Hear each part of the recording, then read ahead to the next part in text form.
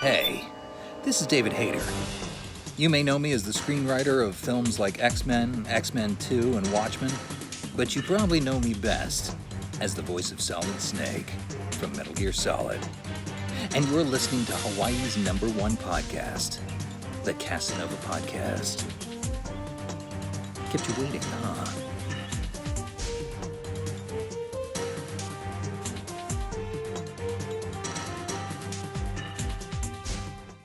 The Kasanova Podcast, the #1 podcast in Hawaii, is brought to you by these contributors on Patreon. If you'd like to see more content like this more often, as well as more podcast reviews, impressions, early access releases, live streams, and original content, then consider becoming a patron today.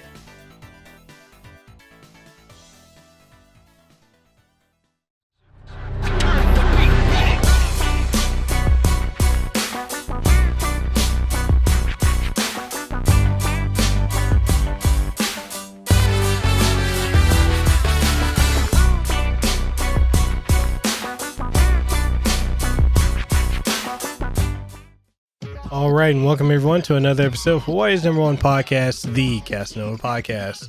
I'm your host, Mekel Kasanova. I'm coming at you with another phenomenal interview, and in today's episode, I've got the honor and privilege of interviewing the man that is the head of Sydney, Australia's premier gaming outlet, the one, the only, Phid McAwesome. Now, Phid is not only the head of GoTo Game, but he's also a content creator. He's the founder, co-host, website, and online distribution manager of the podcast known as #Radio. This man has such a phenomenal history in the gaming industry, and it's such an honor and privilege to have him on the show today. And we're going to be talking about a lot of things, from content creators, working with the industry, inside of the games industry, press, and so much more. So if you're ready to do it, I'm ready to do it. Let's go ahead and welcome Phid onto the show. All right, and welcome everyone to another episode of Hawaii's #1 podcast, the Kasanova Podcast. I'm your host, Mekel Kasanova. I've got the honor of having the one, the only, the head of GoTo Game, Phid McAwesome. He has returned. It's been a while, man. I tell you what, kia ora, mahalo. Awesome to be back on the show.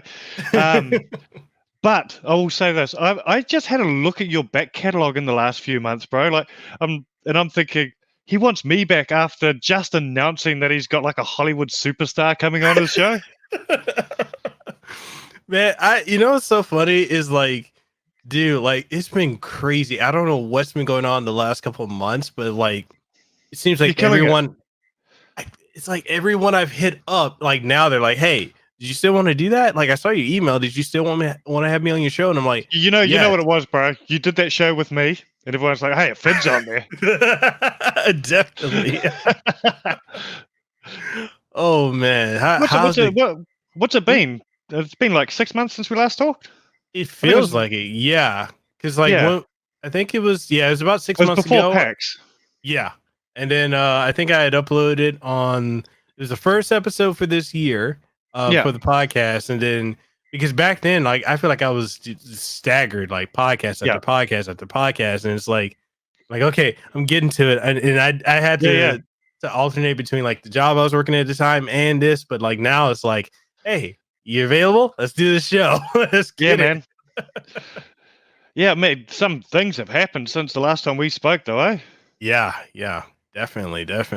The world has changed. Literally. So much so that your hair's fallen out. My beard's disappeared. It's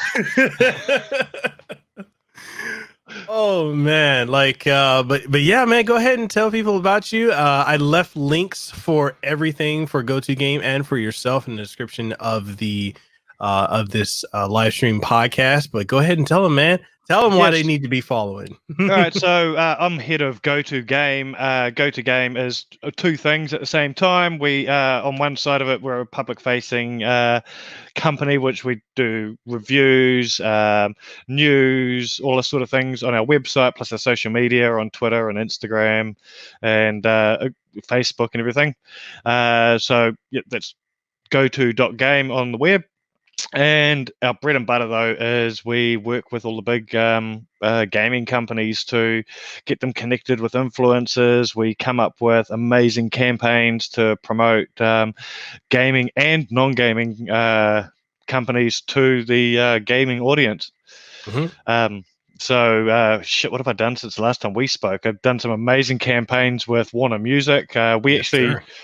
We did the the Australian premiere of Skrillex's new single on Twitch. Live on Twitch. We had this big build-up campaign. It was amazing being able to do that. So, that's a good example of the non-gaming stuff we do. But in the last few months, since the last time we spoke, actually, we've signed a deal with EA where we're doing all the influencer marketing and campaigns for FIFA 20, for Apex Legends, Plants vs Zombies, The Sims. It's been an amazing last few months, actually. One of our competitors disappeared, so we've been sort of helping their clients get back into the groove. It's just been an amazing last few months, to be honest. And of course, we had Christmas and whatnot since then as well. So yeah, man, so that's us. Yeah, no, that's us. That's what we do. Best in the business in the Australasian region at doing influencer marketing and digital campaigns and to get to the gaming audience. Yeah. And, as one of the things, I've been learning this more and more, especially since I've gone into this full time. I think I went full time doing content creation, podcasting, not long after we last talked. And it's like the more that I've been full time and I've been interacting with either brands or businesses or other content creators and just people who don't understand like what it is that you and I do, it's really phenomenal to think about. Well, not only phenomenal, but also fascinating to realize how people don't understand how like much work goes into what we do. Like it's lot of work. Dude. And I mean, you have a look at just what you guys do as content creators. Like previously in a past life, I was a content creator. I was a podcaster. We did streaming and stuff like that as well. And so just from your side, it's big, it's busy. You've got a schedule, you've got to plan things out, you've got contracts sitting in place. If you're doing brand deals, you've come Christmas time, it's actually the hardest time of year because you've got games stacked up that you've got to try and play by the end of the year. Sounds like a first world problem, but it's actually really hard when you've got like a stack of 20 games you got to get through in like a month, and you've got to give a valid opinion on it. You can't just play it for 20 minutes and go, oh, it's a great game, I loved it. So from your side of it, and all other content creators, whether it's Twitch or YouTube, it's it's very busy. But then have a look at our side of it. Just EA alone, we've got 5 campaigns on the go right now, working with some of the biggest content creators in the world on it. So we're working with guys from the Misfits, we're working with guys from Click, we're working with independent content creators as well.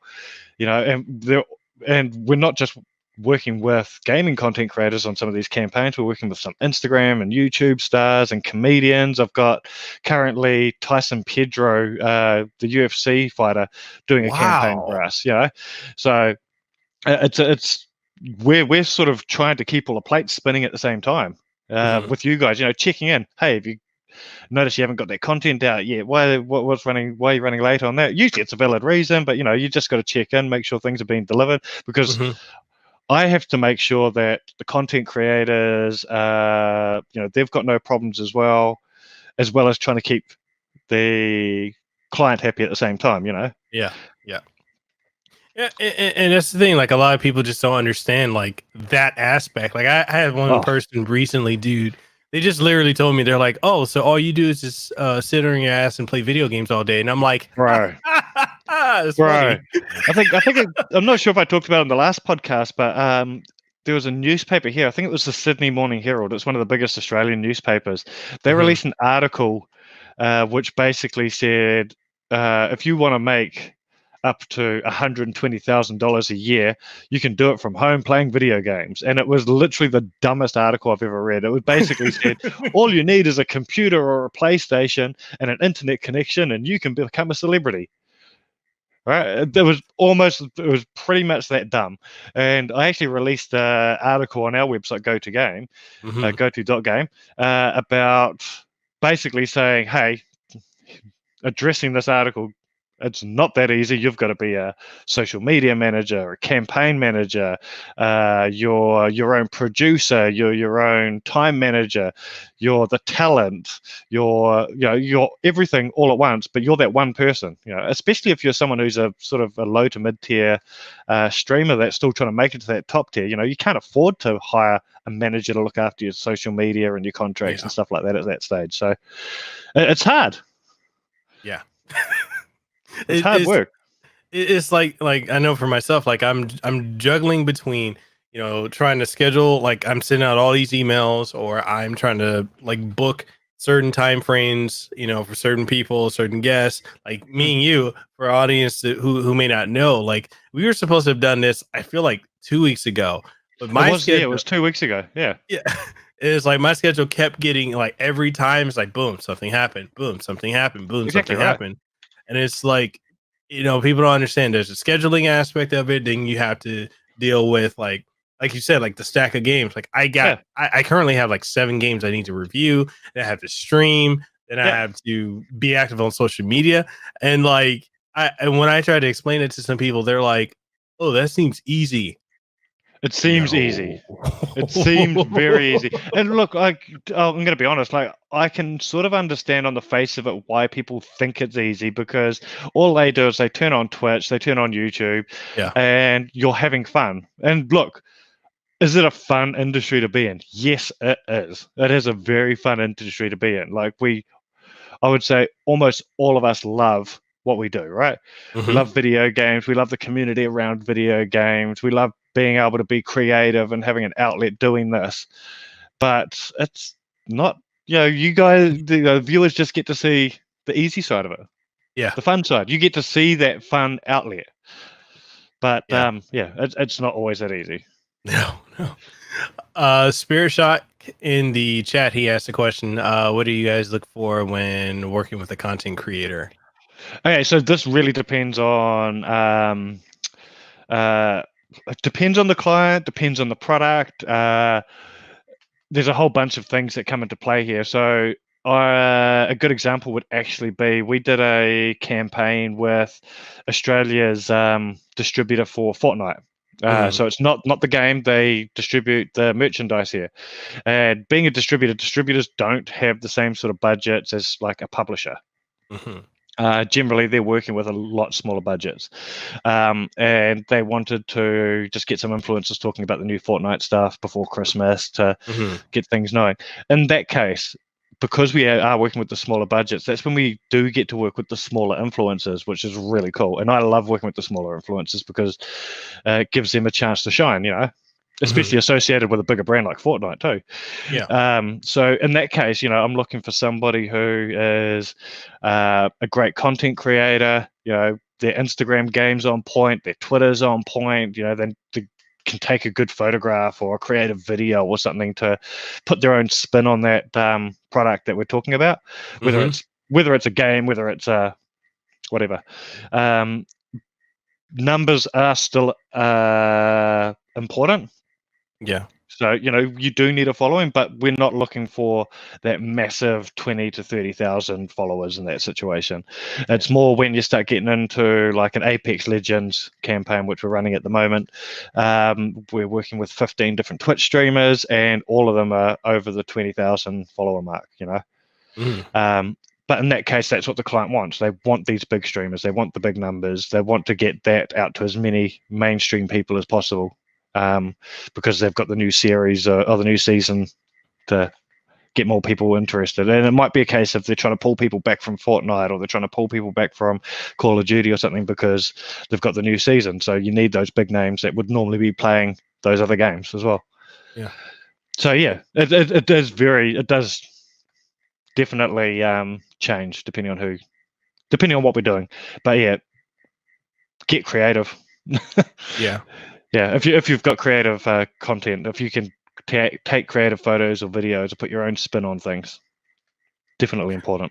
No, and that's one of the things, like I've been So I was recently invited to University of Hawaii on Maui to speak to the students there about content creation as a career, and Yeah. the biggest thing that they were all asking is like, oh, you've got to have like 100,000 or 1 million subscribers to be able to do anything. I'm like, no, you don't. I mean, I feel like, if you have a good business sense, you know how to network, you know Yeah. how to create content, you know how to be creative Yeah. and original, then you can go a long way. Yeah. I mean, look, who did you just pull when you were sitting on 11,000 subscribers at the moment? Yes. Kiefer Sutherland. Kiefer Sutherland. I've actually got a funny story about Kiefer Sutherland, though. Go for it. Really funny story. So I grew up in rural New Zealand, which the place I grew up is a small town called Hawera, which only a few thousand people live there. And there's an even smaller town just down the road called Patea. And Patea is a place that used to have factories. All the factories closed down. The town is notoriously very poor. I'm just going to say it.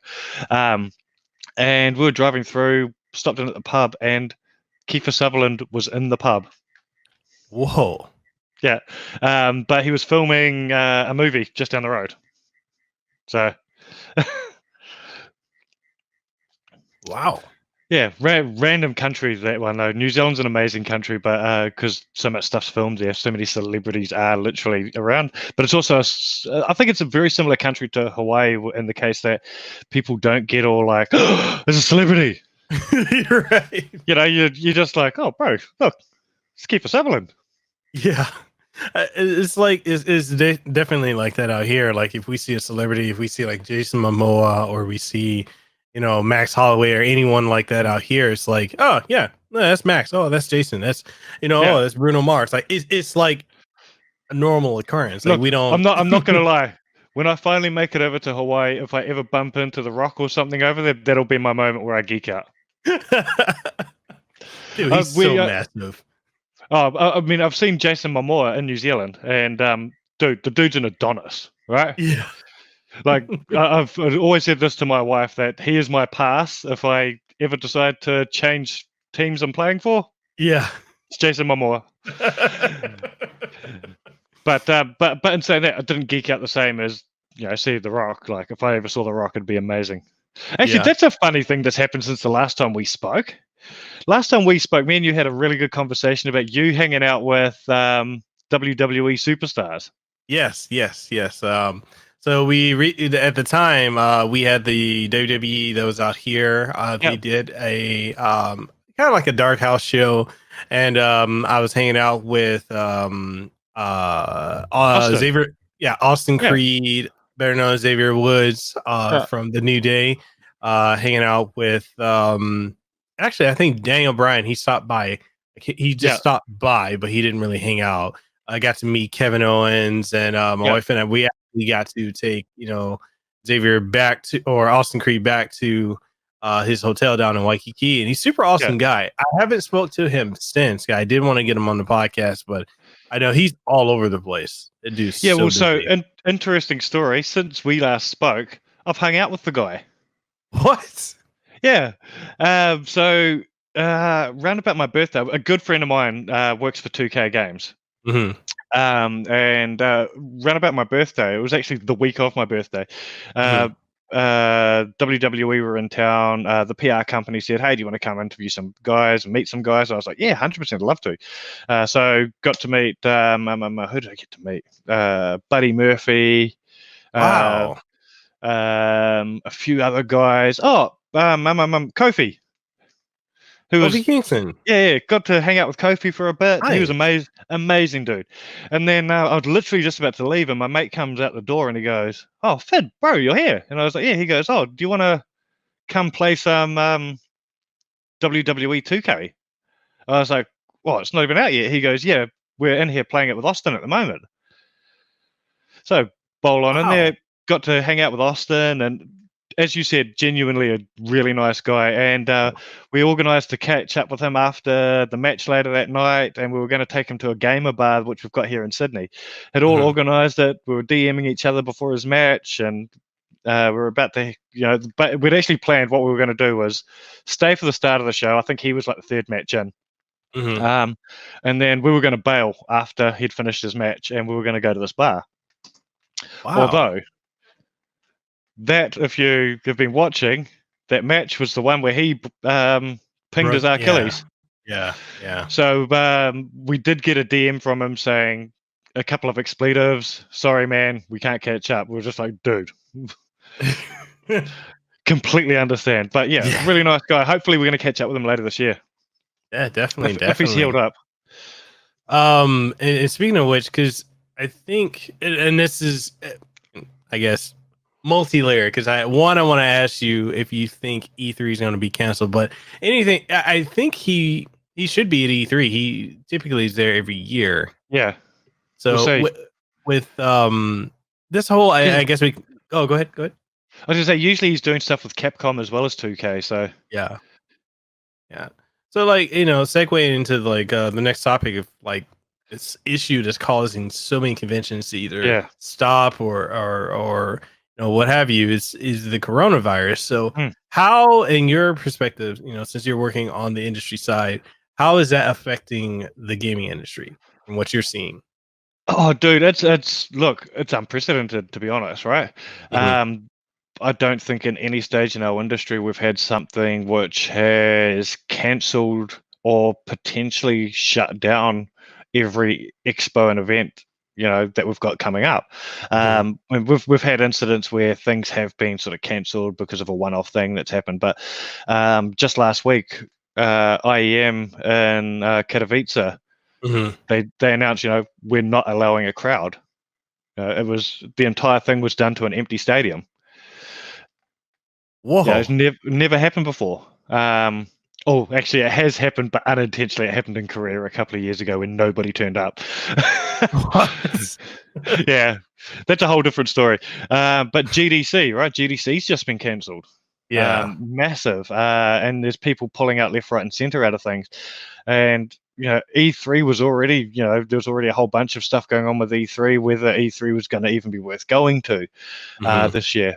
But I genuinely concerned. I think these companies are making the right decision though, because let's put aside the importance of E3. Let's put aside the importance of GDC. Right now, we need to be making decisions that are the right thing for humanity. Yeah. We're not immune to extinction. This is true. Yeah. Right. Yeah. So we've got to be careful. I mean, I personally don't think it's an extinction level threat, but it is definitely a health issue where we need to make sure that we're looking after the masses here. Yeah. Hopefully things are better by E3, but it's not looking that way. Yeah, I already know. Like right now, for me, going to E3 may not happen just because the company that was going to fly me out pulled out entirely. So I'm like, crap. So like flight, hotel, and everything is just like, So I'm like, all right. And I'm just sitting and waiting. Like, is it going to get better? Are there going to be other companies that are going to pull out? So like right now, I'm in limbo.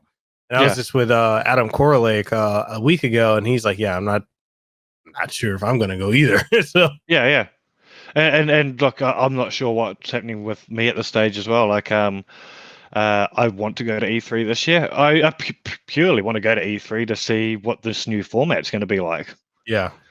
Like, I wanted to be on the ground to sort of see in person whether it's going to be the shitstorm some people think it's going to be, or whether the evolution is going to be fine. I personally think, evolution is good for E3. Yeah. But yeah, the coronavirus is it's a scary thing. I don't think it's as bad as people. I don't think we should be panicking.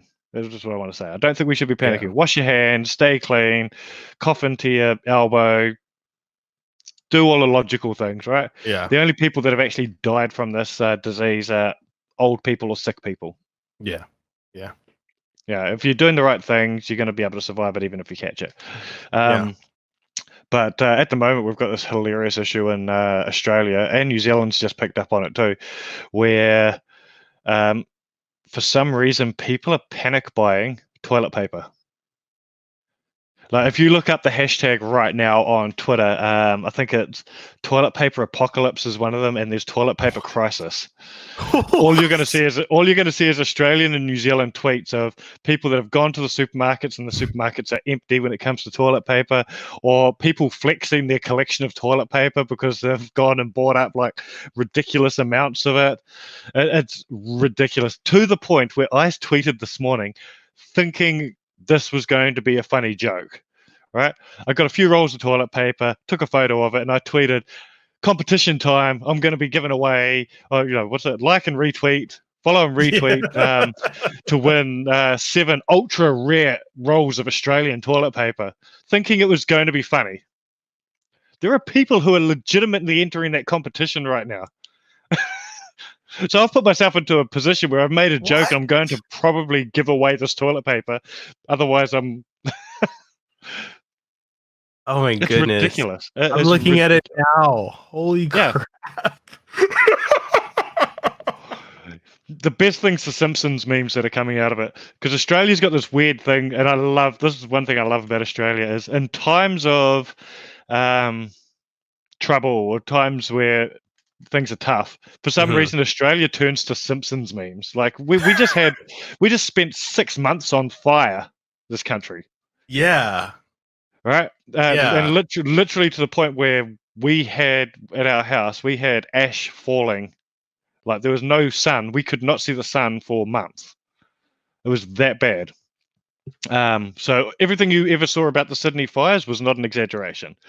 And Australians turned to humour to get through it, and it was all Simpsons memes, and it was amazing. Wow. Yeah.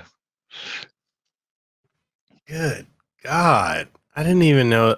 Like, I knew, like, it was bad, but I didn't know it was ash to the point where you guys couldn't see it, like, that bad. Yeah, we could not see the sky. I went to New Zealand for Christmas, and it was the first time I'd seen a blue sky. Because you remember, it was summertime in Australia. Yeah. So normally over the Christmas period, you've got blistering 32 to 35 degree days, Celsius. I don't know what that is in Fahrenheit. And it's always blue skies. It's just beautiful here this time of year, that time of year. But we hadn't seen the sky in months. It was legitimately, we could not see the sky. So when I went to New Zealand, it was the first time I'd seen a blue sky in weeks. Good Lord. Yeah, it was amazing being in New Zealand, getting, not having smoke. Like I tweeted photos during it, which was basically looked like Silent Hill. Like Australia looked like Silent Hill. That's how much smoke there was, and as low as it was. Okay, I'm scrolling down now. Yeah. Dude, that looks straight like Silent Hill. Yeah. Holy crap. Whoa. Yeah, it was really bad. So actually, I'll give an awesome gaming related story here because I think this is actually really cool. There was a group of Australian gamers who got together and they started a organization called Gamerz. So shout out to Aidan who started this with a bunch of other guys, and they raised thousands of dollars just doing live streams on Twitch and getting all these big gamers in to just donate their time and raise money for, I think some of the money went to helping the firefighters that weren't being paid. Weren't being paid? They weren't being paid. Like Australia's, most of Australia firefighters are all volunteers. Yeah, they volunteer their time. There's a whole political side of this that I won't get into, but it got pretty bad to the point where our Prime Minister, the Australian Prime Minister, was on one of your islands while our country was burning. Oh yeah, I remember. Was it big? It was either here or Maui, I think. They were on. Good God. Yeah. So and Gamerz did this amazing thing. They raised thousands of dollars. So amazing work, awesome seeing. And this is what thing I love about our community and our industry is we come together, bro. Mm-hmm. Doesn't matter what color you are, what game you play, what sex you are, what sexual orientation you are. When the time to come together and raise some money for a good cause happens, gamers just get it done. Yeah, they do. Doesn't matter whether you're a rival, whether that's a streamer that you don't like working with or whatever. You will get together and get shit done to raise some money for the right cause, and that was amazing. Yeah, it's true. It's very true. Yeah. Wow. Somber.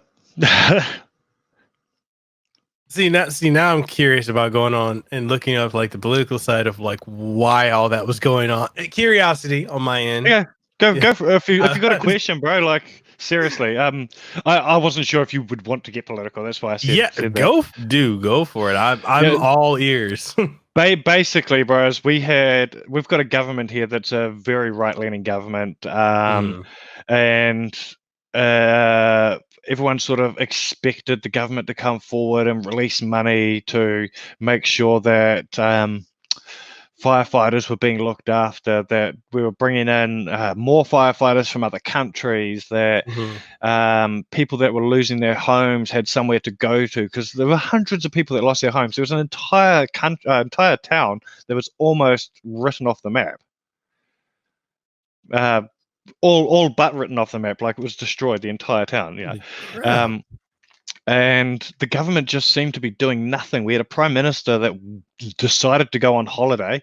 Then I think it was 2 weeks later, the guy who was in charge of civil defense went on holiday. Yeah, so he's the one dude, like, okay, it's bad that the prime minister's left, but the guy who's in charge of making sure that people are being looked after, he's gone too. It was terrible. It was shocking. And look, if any Australians are watching this, election year next year, the only one thing we can do is have our say and finally get these guys out of power. I can't have a say in the election because I'm a New Zealander. I pay tax but can't vote, which is a whole different political thing. What? It is what it is, bro. Oh my god. But any Australian who can vote should vote and should actually get these guys out of power. They're just ridiculous. And it kind of reminds me, kind of like the landscape here in America with people who, you have people that want change, but they feel like their vote doesn't matter. I'm like, no, vote. Your vote totally matters. I'm fascinated watching right now. Like, I'm a very political person. I watch world politics, not just my own politics and not just Australian politics or New Zealand. But watching the American election at the moment is fascinating. I'm hoping by the end of tonight we're going to find out whether Bernie's made it. Like personally, I think Bernie's the man to get it done. I'd love to see the likes of AOC eventually get into power, but I don't think America is ready to have a young woman in charge. Although, look, I do think she's the right person, but it's just the way it is in that country. I believe from what I've seen. No, it's just it. I mean, how long did it take to get a black president?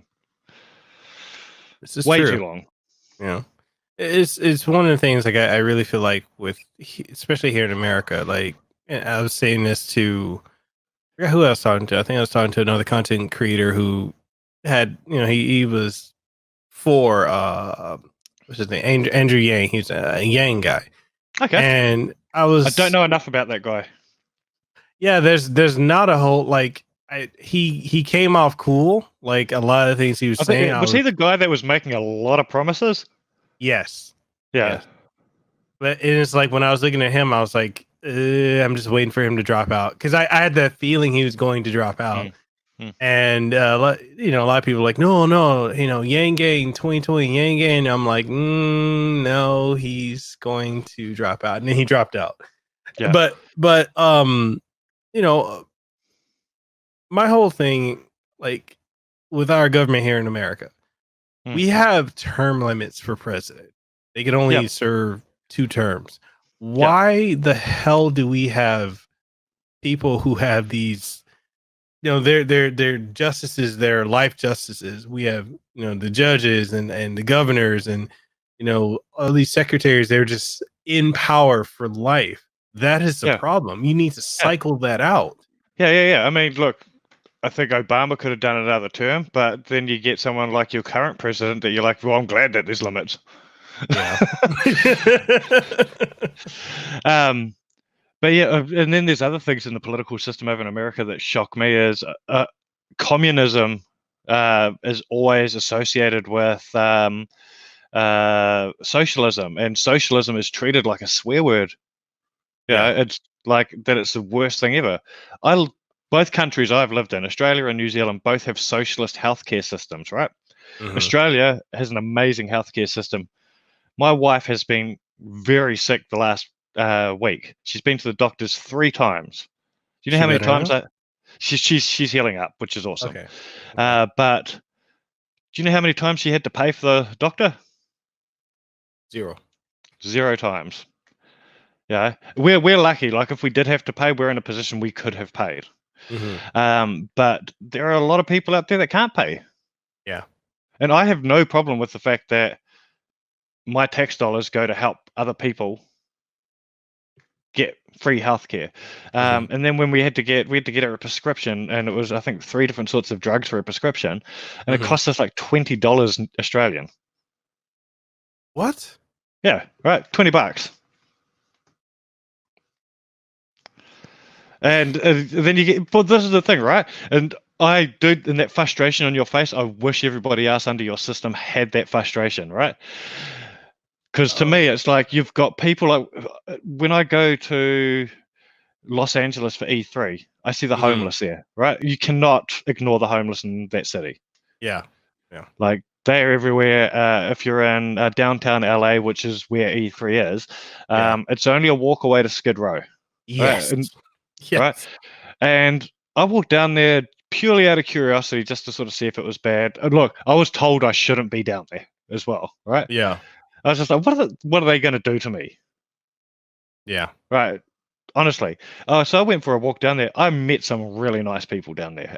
Some homeless guys. One dude came up and asked me for a cigarette. I gave him a cigarette, and he followed me and talked to me for like 20 minutes. And the dude was smart, right? He wasn't, I mean, he might have been on drugs, I don't know, but he told me his story, which was the dude was married, had kids, had a home 2 years earlier, and had just fallen on hard times.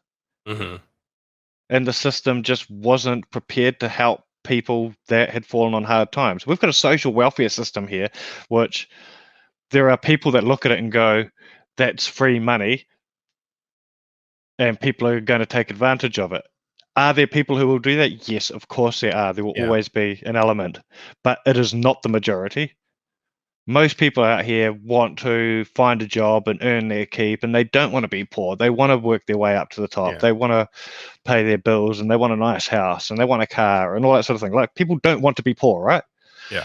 But everyone thinks that having a healthcare or having free healthcare or having a social welfare system is just there to help people not work. It's not the case. And so I personally get frustrated with that whole attitude. I think we should be looking after our poor. We should be looking after everybody when it comes to healthcare. If I have an accident tomorrow, I shouldn't have to have insurance to get surgery. If I chop 4 fingers off my hand, I shouldn't have to choose which one I keep. Yeah. Because of the level of my insurance. Yeah. It's like that here, even here in Hawaii, like, the homeless issue is almost as bad as Skid Row. And it's like to the point where the media and everything here just acts like, oh no, Hawaii is a paradise. Like, no, we have those issues. We have, a lot of healthcare issues. We have, human trafficking issues. And it's like people turn a blind eye and a deaf ear to it. And it just frustrates me. And like, go ahead. Yeah, I was going to say, like, I agree 100%. I come from a small country as well. I come from New Zealand, which is paradise. It's a beautiful country. but we have the same issues. We just came out of, I think it was 4 terms of a right-wing government that handed over to our Labour government, Jacinda Ardern, who is an amazing Prime Minister. We're currently under her at the moment, and they're trying to undo all the stuff that was done. And there was a massive housing crisis where the problem wasn't that people were too poor to live in a house. It was there were no houses available. But the government wasn't building social housing. So there were literally people that were living in cars because they had nowhere to go. Yeah, so it's not something that is unique to America, but they have issues. But it is a thing where, as people, we need to be standing up and voting for the right people that are going to be solving these. And then we need to give time to these people when they do come in to make those changes. We can't expect, like I said, in New Zealand, the housing crisis that we just had, we can't expect that problem to be solved in 2 years, right? Yeah. It's going to take, it needs time. Especially when you have a look at the year New Zealand's just had, where we've had a terrorist attack, we've had ridiculous weather and flooding and things like that over the last year. Like the terrorist attack was a massive one that we had last year. We're literally just coming up to the 12-month anniversary of that. So, seeing all that being dealt with, I know that we've got the right government in because we had a terrorist attack and a week later, military assault weapons were banned in our country. A week later, right? You tell me we've got the wrong government. No, we haven't. Yeah, and it's touching on what you were saying about the whole healthcare thing. When I left my job at the hospital I worked for, immediately they cut shit. You were at a hospital. You would have seen some shit then. Yes.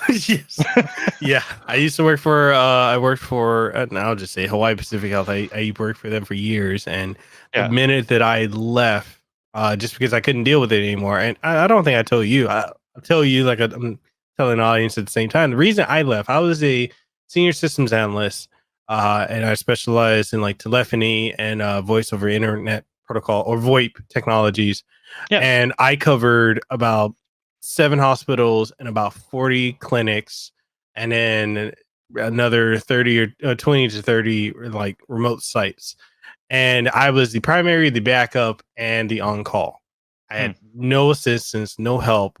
And I just got to a point where I was not only burnt out, but I had, some inter-office politics where the director that I would frequently work with for the call center ended up fucking me over. She made a bad decision. And her whole thing was always she doesn't want to get blamed or have to deal with her director. So I got thrown under the bus. We've all worked with those people. Yeah. So I got thrown under the bus, and I was like, okay, I'm done. So basically, for like a whole week, there was nothing but bullshit. It got to the point where not only was I thrown under the bus, when I came into work, I got thrown under the bus on a Friday. I came into work on a Monday. Got told that there was a meeting that happened that discussed why I screwed up, even though I didn't. I had to admit to something I didn't do. And when I refused to, and I pushed back against it, the second day, Tuesday, when I came into work, my whole desk was cleared. I was moved out of my office. Wow. The next day, I had all my accesses revoked. And it just kept going and going and going to a point where I'm like, I can't work. I had other departments saying, hey, can you do this? I'm like, I have no accesses. My badge doesn't work for this place because of this director. So I said, fuck it. I quit. Yeah. So look, you can try all you want, but under some circumstances, if you can't do your shit, you can't. Yeah. Right? Yeah. Yeah. And you got to do what's right for you. Yeah. So like, when I quit that job, not only did they cut all my medical benefits, but they're also, and they're still to this day, they're saying that because I quit without authorization because of my role and the importance of it, they're still demanding and sending me like emails and letters saying, oh, for your position, you need to pay back the $8,000 we invested into you for your role. What the fuck? Yes. Yeah. So I'm getting that from that company. And it's just, they're like, like when I asked him for like the contract, because I had been in my analyst position for several years. I'm like, where's the contract? Because there's a 2-year mandatory time you have to be in. I had well surpassed the 2-year mark. But their thing is, because I didn't get authorization from them to quit, even though it's at will employment, and I didn't train someone to take my position, I am liable to pay them back $8,000 for training. That's ridiculous. It's absolutely insane. Yeah. So they cut all my insurance. So until I was able to get under my wife's healthcare plan, I couldn't go to the doctor. And I'm 4 years in remission from cancer, so I'm supposed to go to my checkups. I can't afford to go to my checkups. I can't afford to do anything for literally. I didn't get insurance until 3 or 4 weeks ago. No, 3 weeks ago is when I finally got coverage. And as someone who's recovering from cancer, that's a scary situation to be in. Yeah,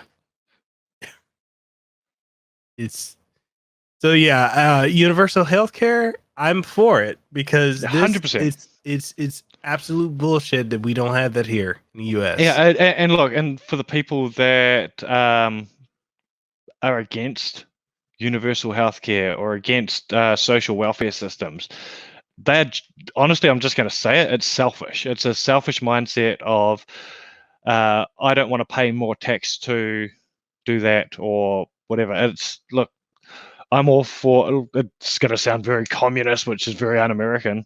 But look, sometimes I think we need to put aside our own selfishness and look after the people, look after everybody. We're all in this together, right? Yeah. Yeah. I do like to think that the people that do vote in the other direction have, genuinely think that they are doing the right thing sometimes. Mm-hmm. But I also think a lot of them are fooled by some pretty cool promises that they're just not going to get. Yeah. And the thing that I think too with a lot of people on, I think it's on both sides, but I can see especially with the right wing, I feel like a lot of them, many of them they're under the delusion of something that's not there. They're thinking that everyone has the same outcome. Oh, well, I pulled myself up by the bootstraps. I did this, I did that. Cool. Not everyone can do that. Not everybody is born with the privilege of being in the right situation to do that. Yes. Yeah. Right. And that's not even a color thing, right? Like, I do. Okay. Is white privilege a thing? 100% it is.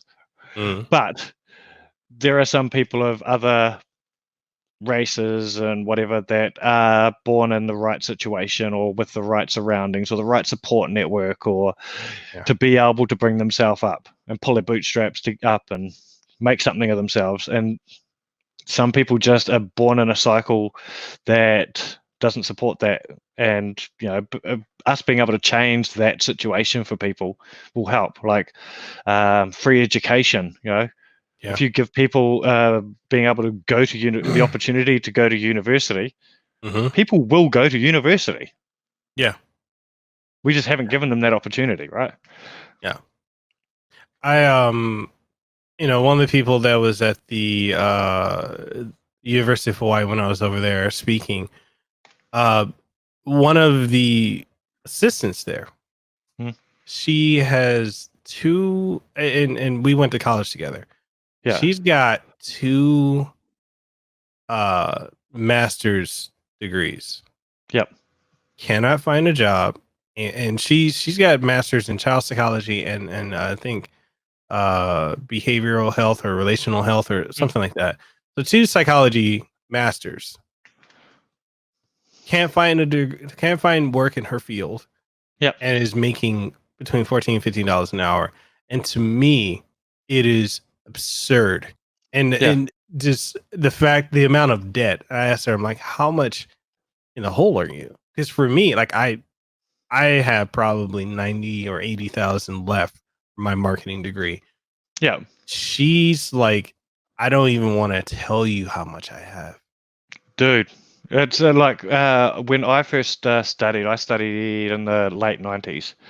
This is when my first time I started around with studying. And I studied media and radio broadcasting. And back then it was a user pays system where everybody that went to university had to pay their way, and there's only two ways of doing that. You either paid cash or you got a student loan, right? And I think when I left university, I was about 30,000 in the hole for 3 years study, which isn't too bad. I think that transfers to about, let's say, 20K American. So definitely not as expensive as it is for a university education in the States. But it was a situation where I literally started my career in debt. I got married in debt. I started my family in debt. And what's awesome is the way the system's changed since then is there's now, this is in New Zealand. I don't know enough about the Australian system, but in New Zealand, it's if you've got a student loan, they will not give you interest. You don't have to pay interest until you start working now. And if you stop working for whatever reason, they will stop putting interest on while you're not working. Okay. Right. So that's one way to stop that debt from piling up. That was the first thing they did. And then our new government, when they came in, they brought in a first year free system. So the first time you go to study, that first year is 100% free. You don't pay a cent. Wow. Right. So I would have walked out with half the debt.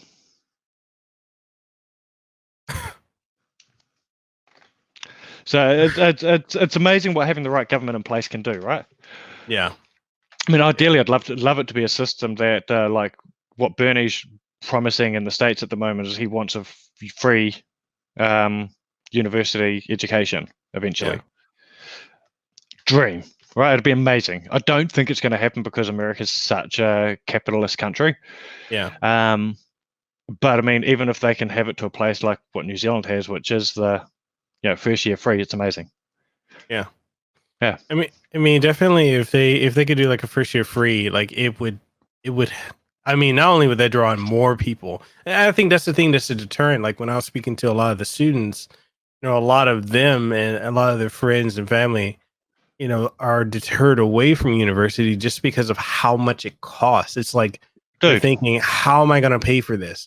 Is this even worth it? Like I have spoken to people before about this, and I think it's probably, especially in the New Zealand system, like I said, you don't have to worry about interest until you start working. It's the best debt you can possibly get if you are going to have a debt, right?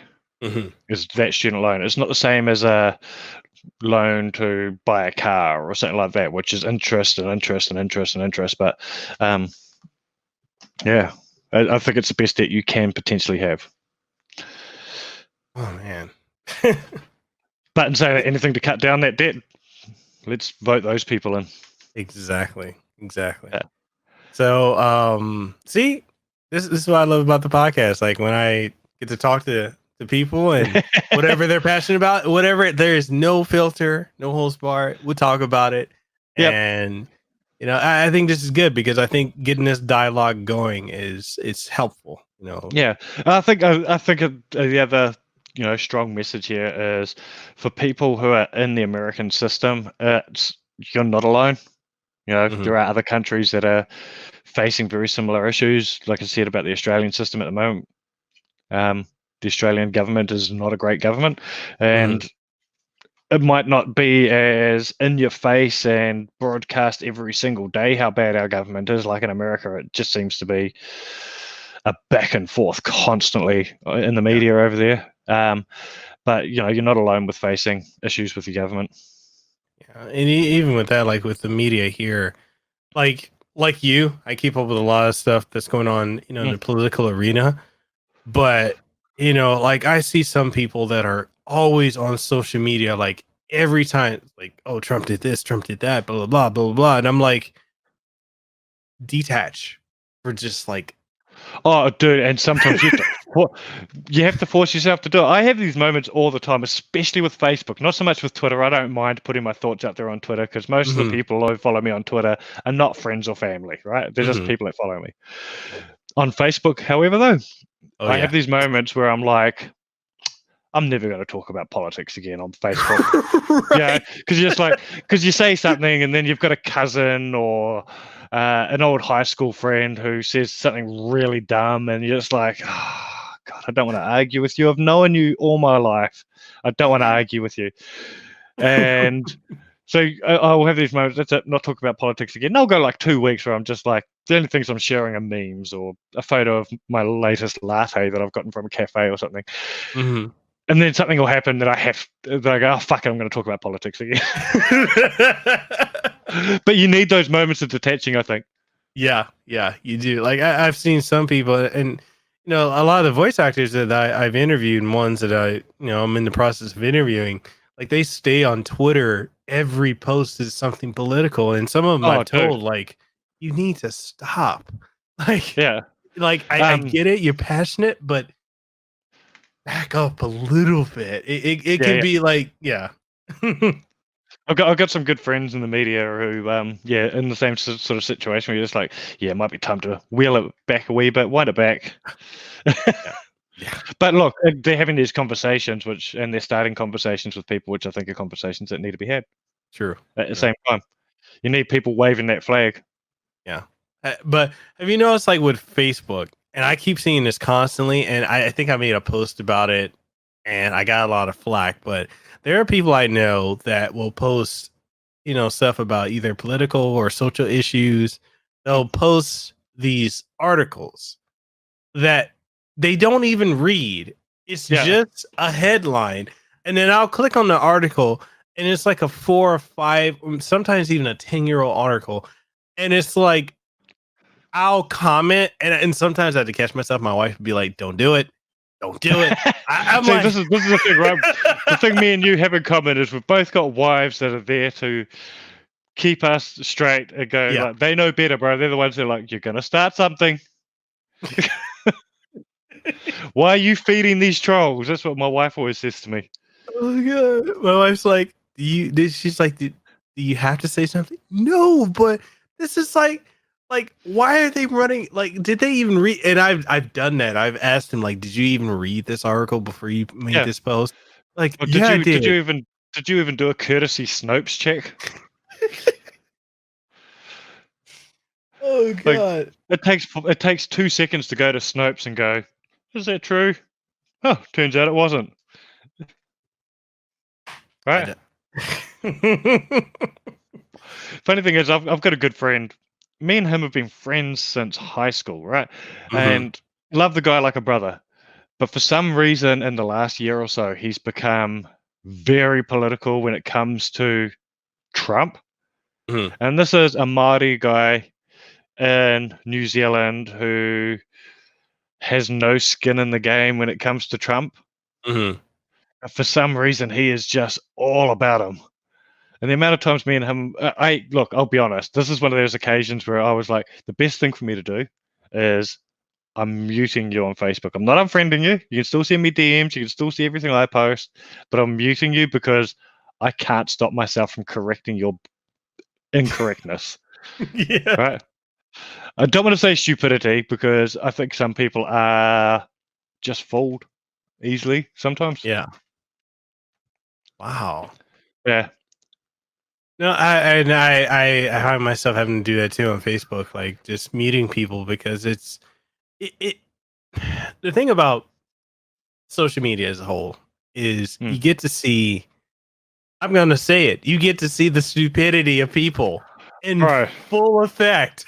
Yeah, bro. And there's look, in my job as well, right? Social media is a massive part of my job. I say it all the time, like, if it wasn't for my job, I would quit social media.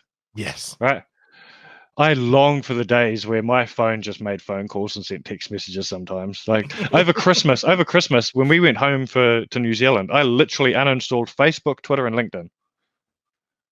And I removed my work email account from my phone. Oh, yeah, I remember you made a tweet about that. You're like on vacation, Blah blah. Yeah. So anything that was coming through onto my Twitter was just fed from my Instagram. The only thing I kept was Instagram, because I needed something to be able to share what I was up to, right? Yeah. And dude, it was bliss. I had 4 weeks of no social media, no real social media. It was amazing. Like, I had no idea what people's opinions were. People had no idea what my opinions were. Don't you think, like, when you think back to, because you and I were around the same age, you think back to the time before social media was like literally at your fingertips, like back when we didn't. When I first joined Twitter, bro, there was 2 ways to send a tweet: from my computer or a text message. Yep. And you had what, 160 character limit back then? Something like that. Yeah, not much. So it's like you had to be creative with your tweets back then. Yeah.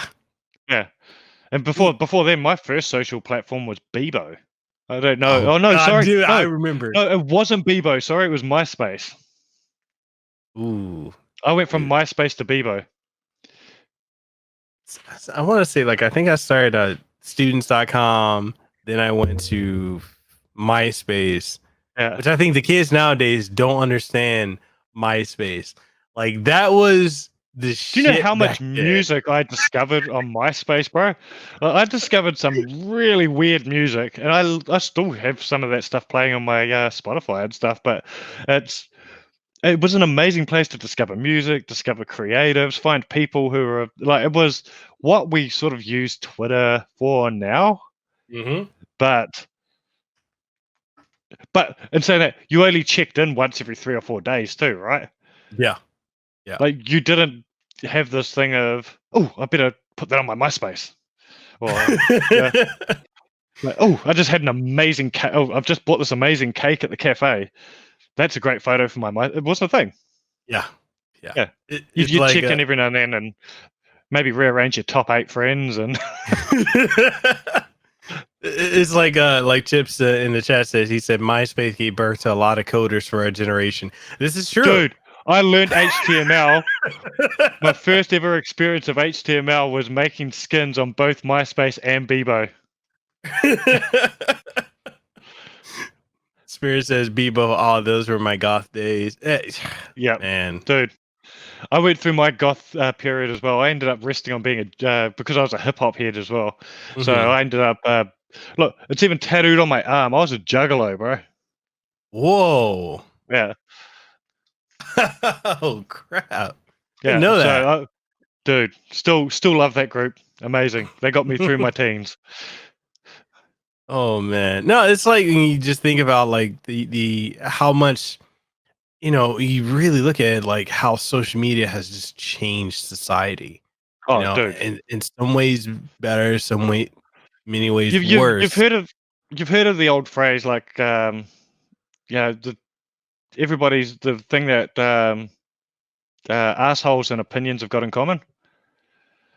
Right? Yes. Everybody's got one, right? Yes. The difference is we don't go around showing everybody our assholes. Yeah.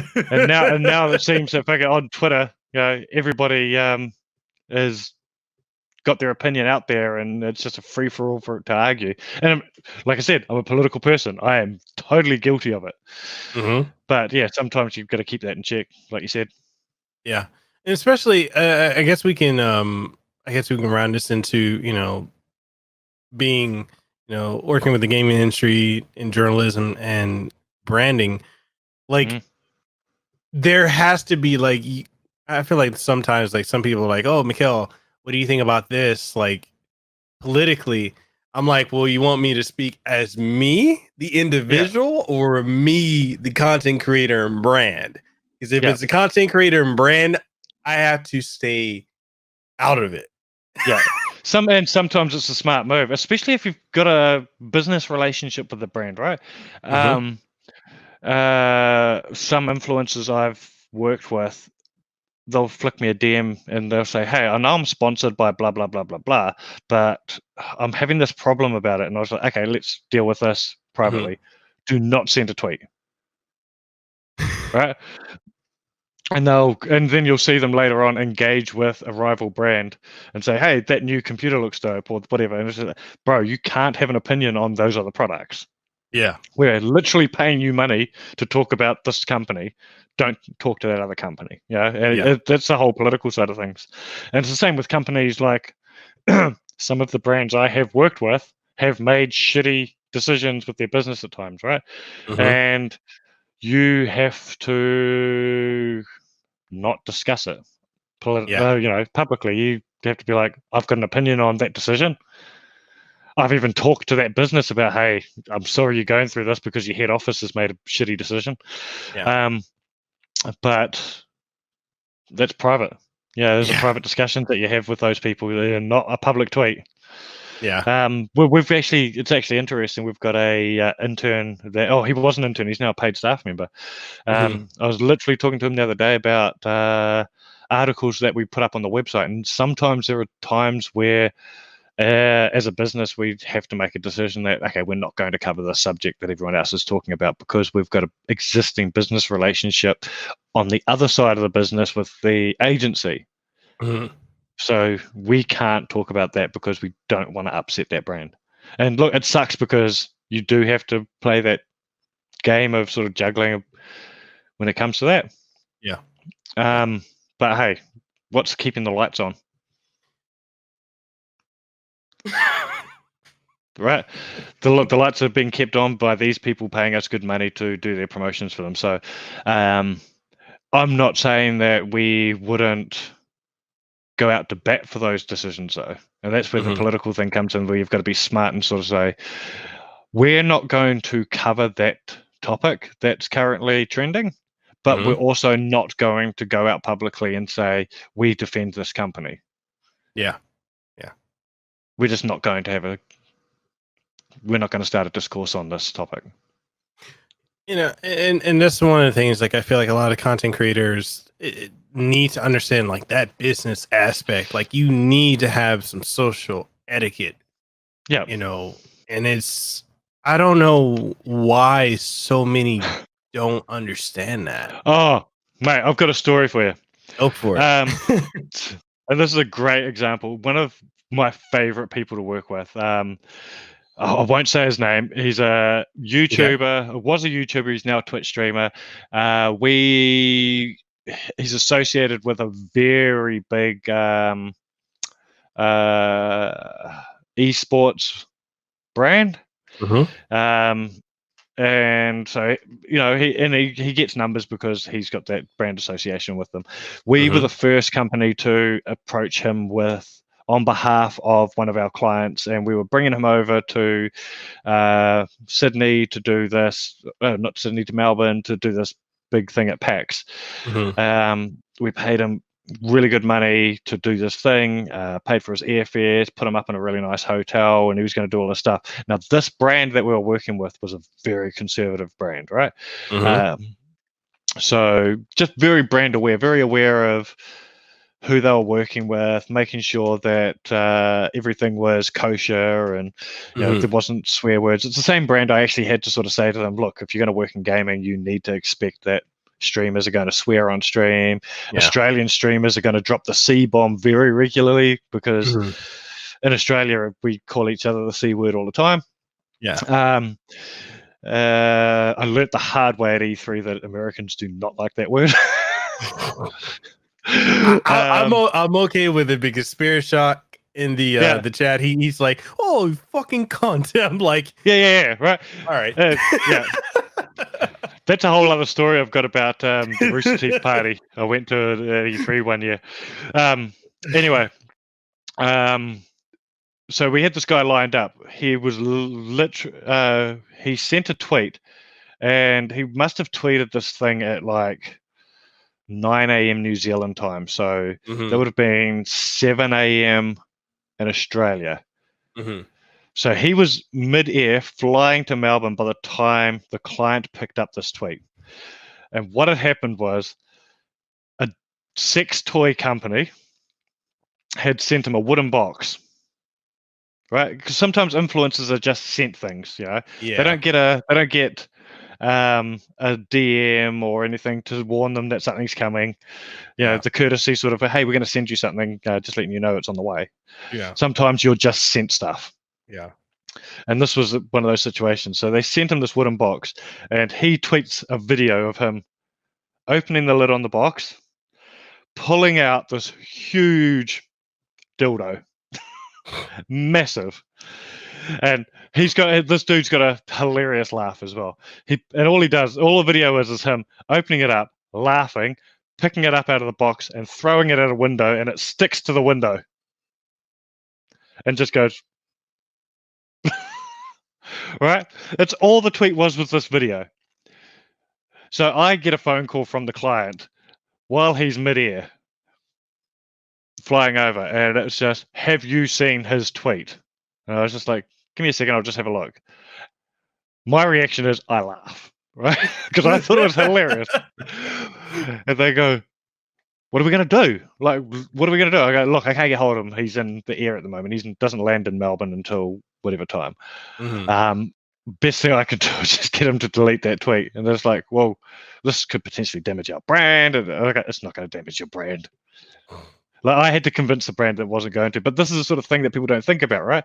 He just thought it was a funny tweet, totally on brand for him as well. Like, it's his sense of humor.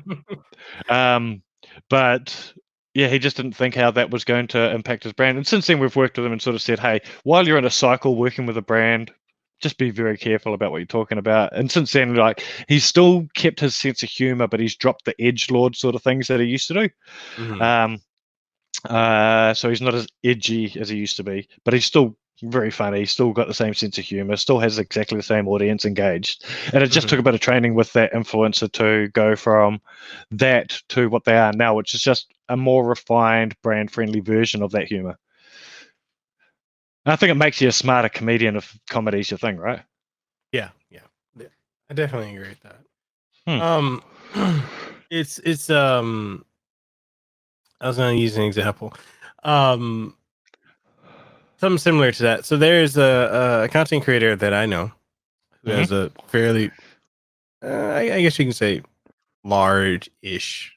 He's halfway. He's like, what, 40, 50, or 60,000 subscribers. And he has this mentality, which I find to be very, very interesting, where he feels entitled because he's got so many subs that when it comes to, like, if he reaches out to a company or fills out a form to get codes or whatever, he feels that he's entitled to get it guaranteed. And if not, he gets upset. But the funny thing is, he'll get codes, and sometimes it'll be the day the game comes out. Sometimes it'll be a little before or maybe after the game comes out. I think I know exactly where the story's going, So it's like, you know, that mentality, I feel like if you're a content creator or an influencer, you cannot have that because, one, even if you've already like pre-ordered or paid for it, whatever, there's no guarantee that you're going to get anything, no matter who you are.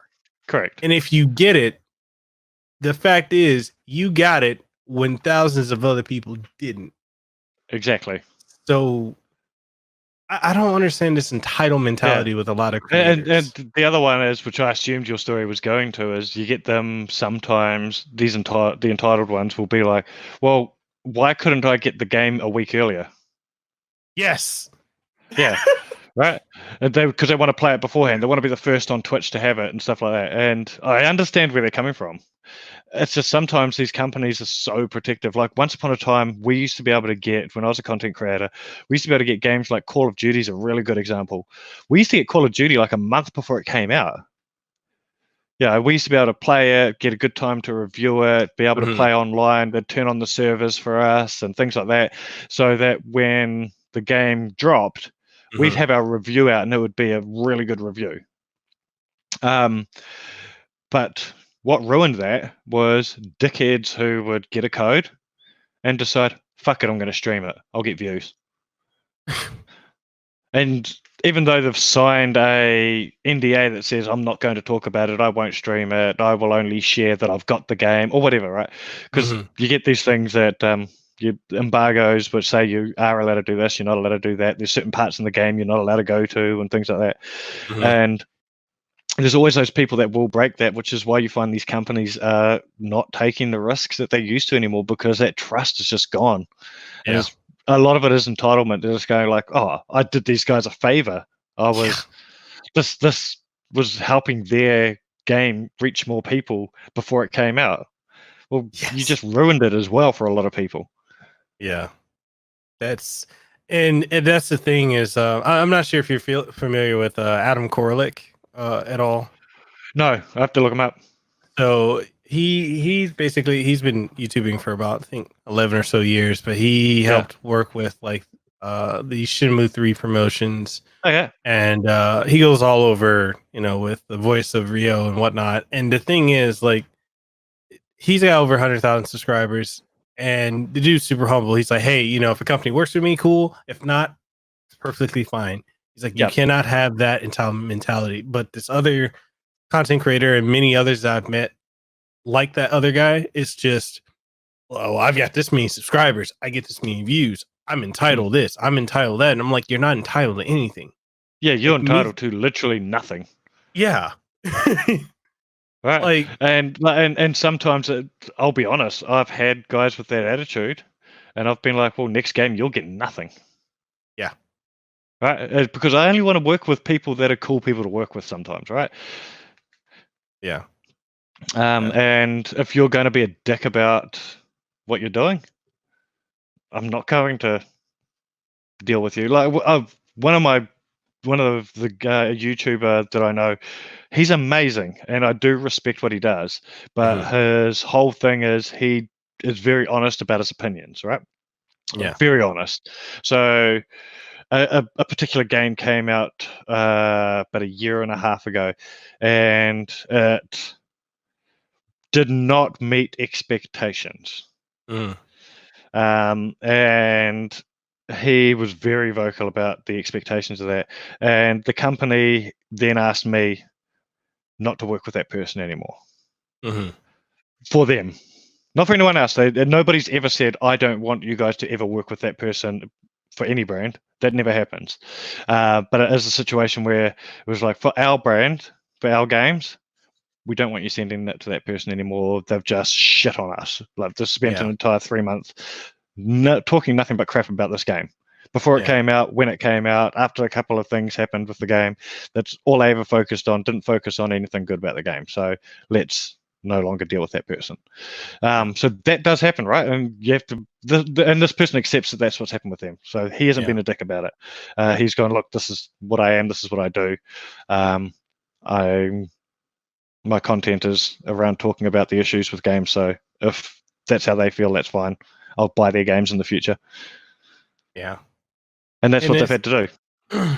And time will tell, right? The thing is, time does heal as well. I've had influencers where there's one influencer I'm working with at the moment who was very entitled 4 years ago when I dealt with them. I wanted to send them a brand new $3,000 computer for one of my clients. And this person came back to me and basically gave me a shopping list of, if it doesn't have this, I don't want it.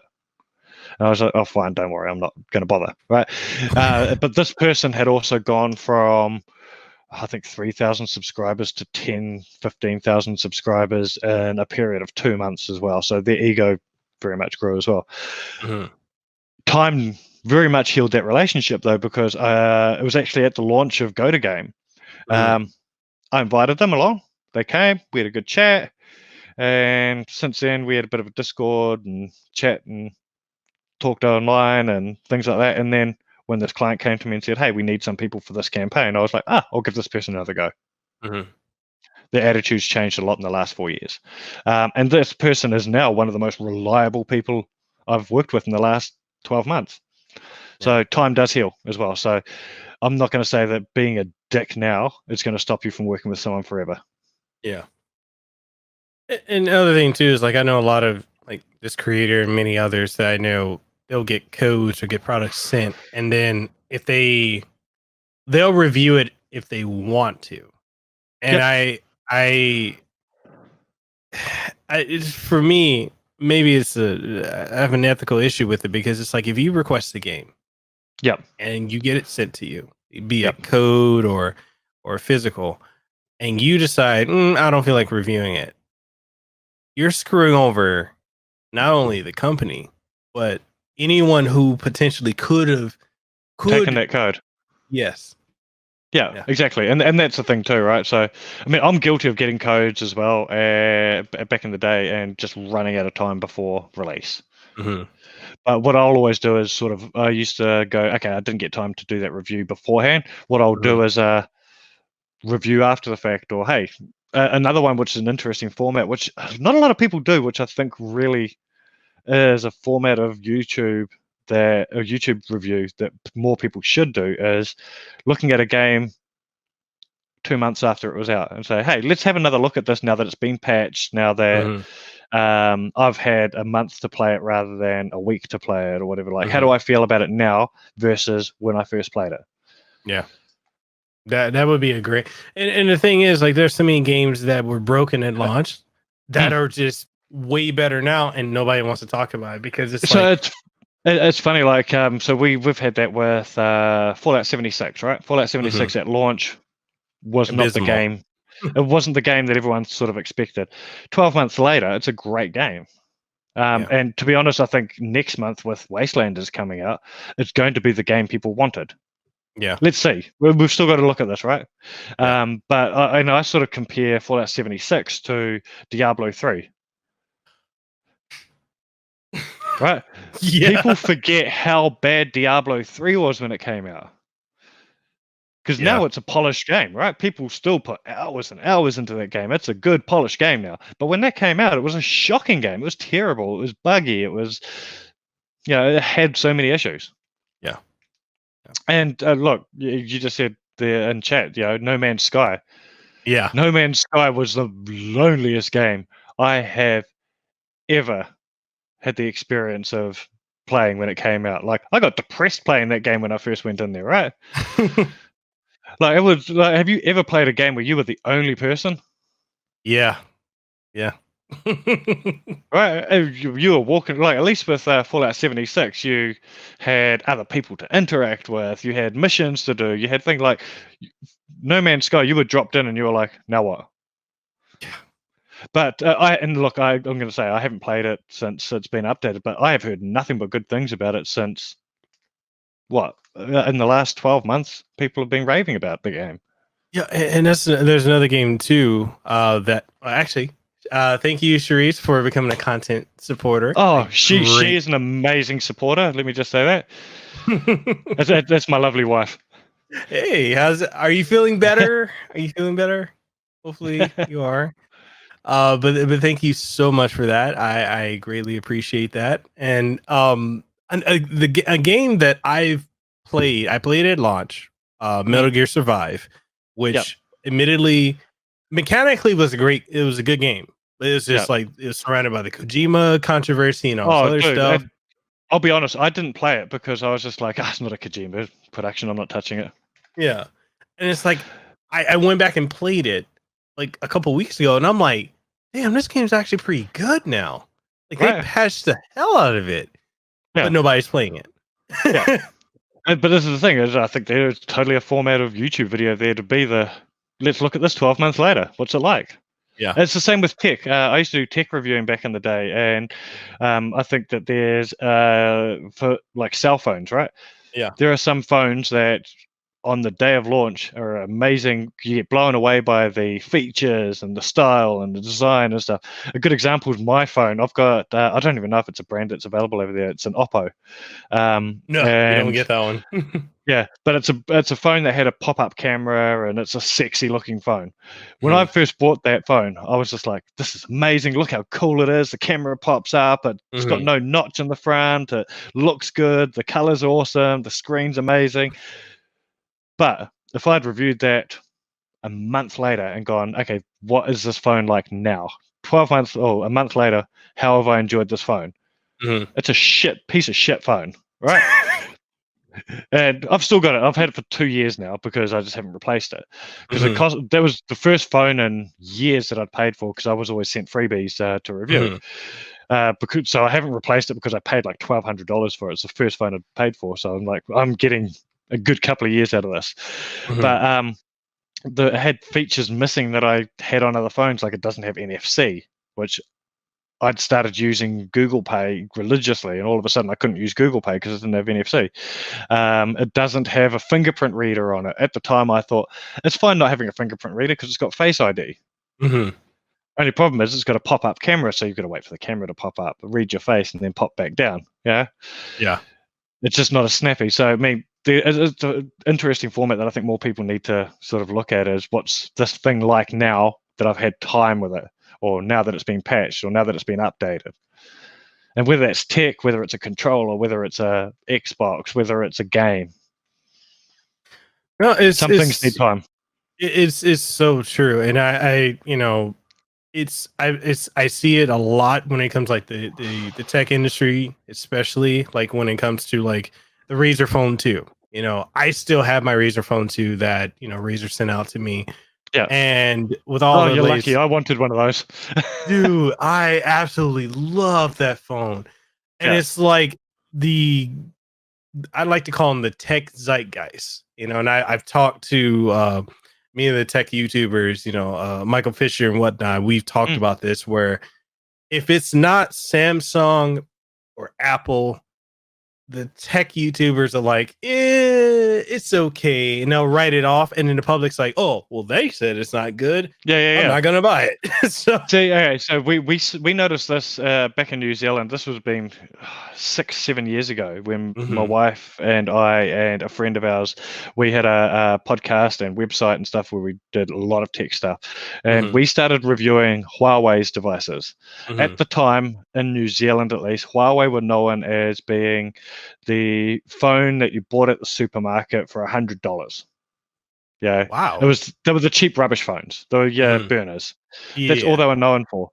But when they started stepping into the mid to high end, they were more the mid range actually, but their tech and specs were right up there with the iPhone and stuff like that. And we sort of started trying to educate the average Joe. You know, our audience was not your techies. Our audience was your average consumer, and sort of saying, look, this brand is actually a really fucking good brand. Like, you can pay $1,000 for an iPhone, or you can pay $600 for this phone that literally does everything better than the iPhone. Why are you buying this brand? Why are you getting sucked into the Apple on the back of your phone because all your mates have got it when you can have a better phone for $600? And a lot of that, and now Huawei's the #1 phone producer in the world. And they do create amazing technology, but it took that education. I mean, I know in the States, Huawei's not even allowed to sell their stuff anymore. But they got that. I think it's still banned, I believe. Yeah, it's still banned. But their stuff's amazing. Look, the only reason I haven't bought a new Huawei is because they aren't allowed to use Android anymore. Oh, they're allowed to use Android. They're just not allowed to use Google services, so it doesn't have an official Play Store and stuff like that on it. Otherwise, I would 100% be buying it. Like, this tech that's behind those devices are amazing. Same, Oppo's amazing as well. Like, a lot of these Chinese companies or Korean companies that aren't Samsung or Apple are creating amazing devices. And not only that, but like their laptops are really good. Really good. Man. So we had a couple questions here. We got one from, let me find it, Devil Hunter Nero. He asks, are game journalists that are bad at games hurting the industry since they are supposed to give fair reviews to consumers about your games? Okay, I do have an opinion on this. I don't think game journalists necessarily have to be good at games. But they shouldn't purport to be good at games if they are not good at games, because at the end of the day, gamers they run the gambit of being, and this is average gamers, right? You're either amazing at games and you buy games to be competitive and be good at games, or you're a gamer who just enjoys gaming, whether you're good at them or not, right? You just enjoy sitting down and enjoying a game.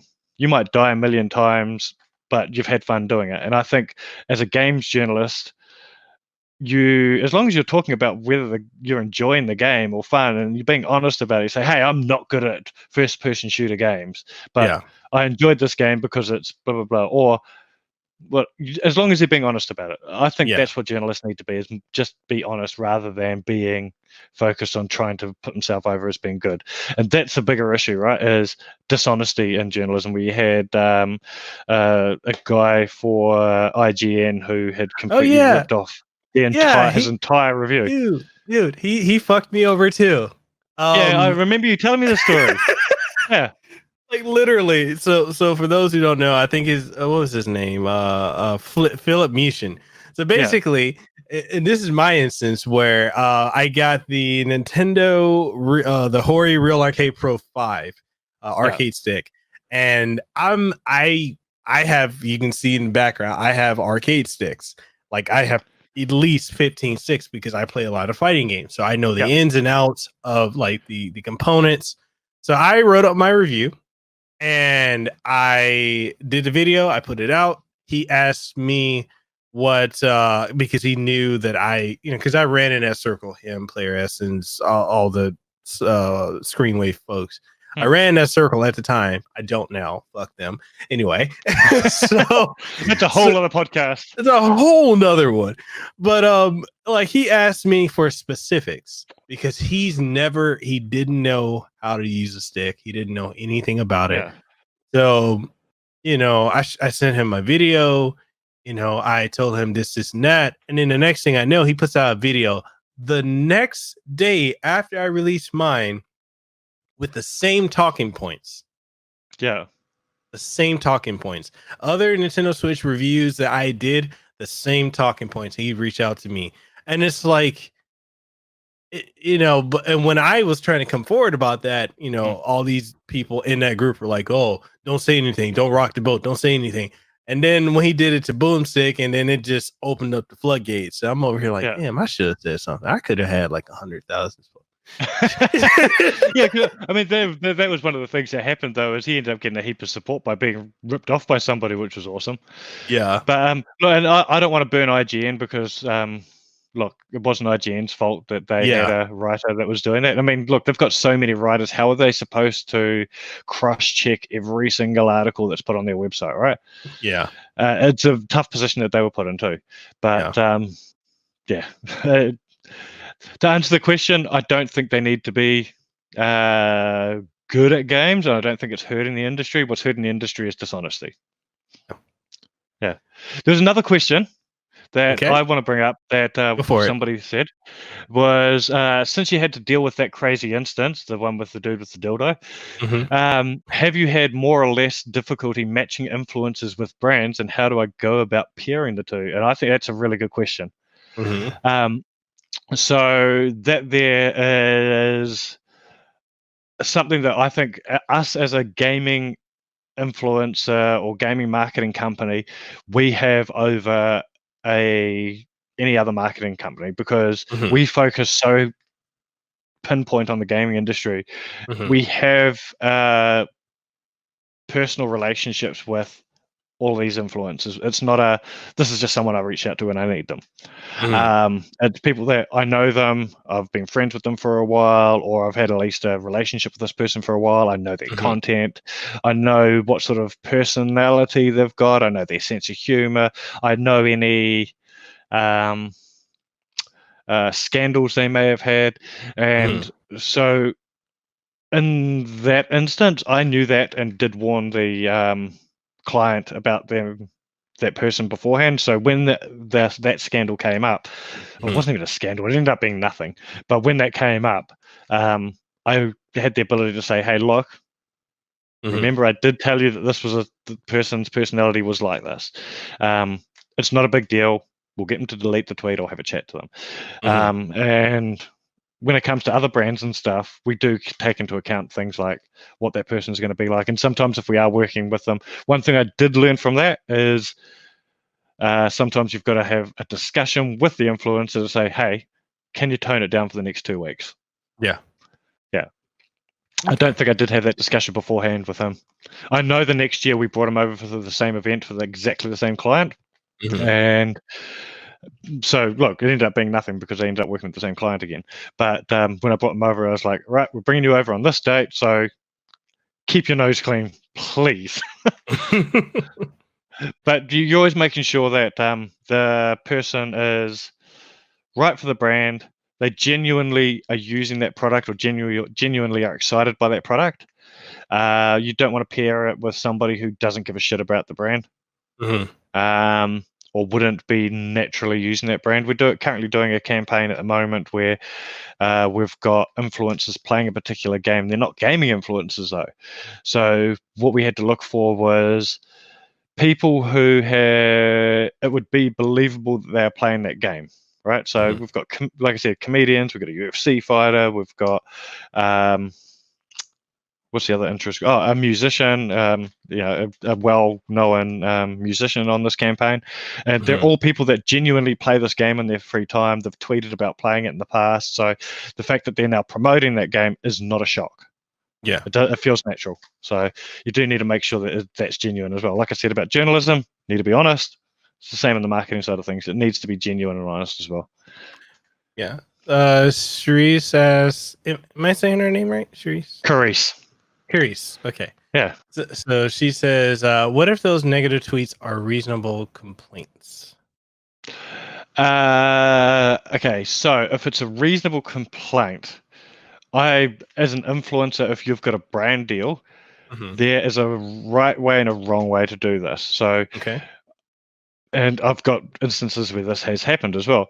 It's where basically, if you've got a problem with the product or the company that you have a deal with, that you've been working with, go down the right avenues. You go to the community manager, you go to the PR company that you're dealing with, or if you're dealing with someone directly at the company, deal with that person. You try and get that problem solved whatever way possible behind the scenes, because it might be a one-off issue, right?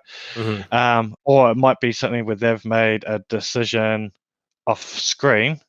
No, I mean, not off screen, but the company's made a decision that you don't believe is a positive one. I think deal with that with the company and try and deal with it offline. If you can't, I would totally understand why you then talk about it. Sometimes there's situations where a company might have done something dodgy where it's going to have an impact that you've previously worked with them. So it might be the right thing to say, hey, just letting you know, I don't agree with what this company's done. I have decided to no longer work with that company. Right? But the thing is, I think that's you're going the right way about it because you are not being rude about the company. You're publicly acknowledging that you're no longer dealing with them. It's just making sure it's all right. Okay. There's a right way and a wrong way of doing it. You don't want to burn any bridges at the same time, right? And not only that, but to add on to what you're saying, and we said this on our last podcast that we did, months ago, the industry is huge, but very small with the people who are the movers and shakers and the gatekeepers. So you don't want to burn bridges because X person that you burn a bridge with could know this person who will say something here. And then they'll be like, I don't know if I'm going to work with you. And you go somewhere else and they're going to be like, yeah, I heard about this, this, and this, and this. Exactly right. We talk to each other. Yeah. We do. We are friends with each other. I'm friends with people that are competitors of mine, right? Yeah. As well. So we do discuss people at times. And it's not a situation where we're trying to shit on people as well. It is more of we're trying to look after the industry and sort of say, hey, this person, what you need to know is they've done this, this, and this, just to make sure that your friends don't get themselves in trouble as well. Yeah. Chipz has a question. He said, where do you stand with mobile gaming, especially with companies steering away from being microtransaction heavy and more towards story gameplay engagement? That's a good one. Mobile gaming is totally gaming. Anybody who says mobile gaming is not gaming needs to check themselves, right? Because honestly, gaming is gaming. It doesn't matter whether you're playing Candy Crush on a mobile phone, and if you're having fun playing that game, awesome. More power to you. If someone's a console player, they're a gamer. If someone's a PC gamer, they're a gamer. If someone's playing tabletop games, they're a gamer. Gaming is so broad. So on that side of it, I don't know if this is where he's wanting to go with this, but I'm just wanting to get that out there. Gamers are gamers. But on the transaction side of things, I think this is where the likes of Epic have done a brilliant job of changing the way microtransactions are done. Right, so Fortnite has taught the industry that you can give away a game for free, have everybody on the same entry level, right? So everybody, whether you have put in $100 into skins or you've put $0 into skins, it does not affect how well your character plays. What affects how well you play is you as a player. Yeah. Right. And they're making millions out of just selling stupid skins, right? Yeah. Selling skins and making brand deals. And who would have ever thought that you'd see a video game promoting a new video game? Like watching Fortnite advertise Borderlands. Yeah. Was amazing. Yeah. Right. Never would have thought that would happen in a million years, that you'd see a new game being advertised in another game. Especially a game that's not owned by the same company. Yeah. Apart from the fact that 2K released Borderlands on the Epic Store, there is no other brand, rather, there's no other business relationship. Like they're not the same company, right? So I think there's a right way of doing it. I think loot boxes are concerning at times. I think as adults, we know what we're spending our money on. As adults, we make a decision if we're going to put money into a slot machine. We know that there's a chance that we're not going to get any money back out of that. Yeah. But it's when it's kids involved that it is concerning, right? You wouldn't give your kid $100 and send them into a casino. Yeah. Because you know that $100 is not coming back, and you know that kid's going to be heartbroken when they don't get what they want. Yeah. So loot boxes can be concerning. I think it's being addressed, which is good though. Yeah, and you remember the marketing for Star Wars Jedi Fallen Order? They said no loot box. That was hilarious. I loved that game. Yes, that game was super good. That was I love that showed that EA can make single player games. Yeah. Which you get the entire game at launch, and they can make a great single player game. I love that game. I don't think they got microtransactions in the game, have they? No, none. None at all. Yeah. And I was game shocked. Made back. Yeah. That was actually my game of the year last year because it came out. I was not expecting it to be that good. It genuinely in Australia, it won IGN Game of the Year over here at the IGN Select Awards. Wow. And everyone thought Borderlands was going to get that. Wow. So I actually have a question. So and this is from from a branding marketing perspective. So as you know, my wife and I, we both are content creators. We rarely, I don't think we've ever really collabed except for maybe once or twice. But effectively our brands are separate. But some people, majority of people in the industry know that we're together. So I guess my question is it good business wise to keep our two brands separate from one another, or we should just merge them into one collective? This is a good question because we've had this discussion about a couple here in Australia actually recently about this. I think it's different. It's a different situation when it comes to different couples as well. On this one, because you've got different dynamics as well. I personally think that if it's working for you guys being separate and doing your own thing and collaborating when necessary and stuff like that, it's working for you. But if you think that there's a benefit of collaborating and bring your brands together, bring your brands together. But look, if it's already working, why change it? Yeah. There are situations where you see couples, content creators who have built their entire careers separately, where they start streaming on each other's channels at the same time. And I think in that case, sometimes it's a wrong move. Like if it can come across to the public wrong, where especially if one of the content creators, creators has more numbers, right? It looks like you're purely there to promote yourself on that other person's stream. So you got to think about public perception, I think, as well. But that can also be a good thing too. Yeah. You are seen to be supporting each other. Yeah, whatever works. Look, honestly, there's no formula that works for everybody on that sort of situation. Okay. I know my wife and I, when we were doing Twitch together, we did it together.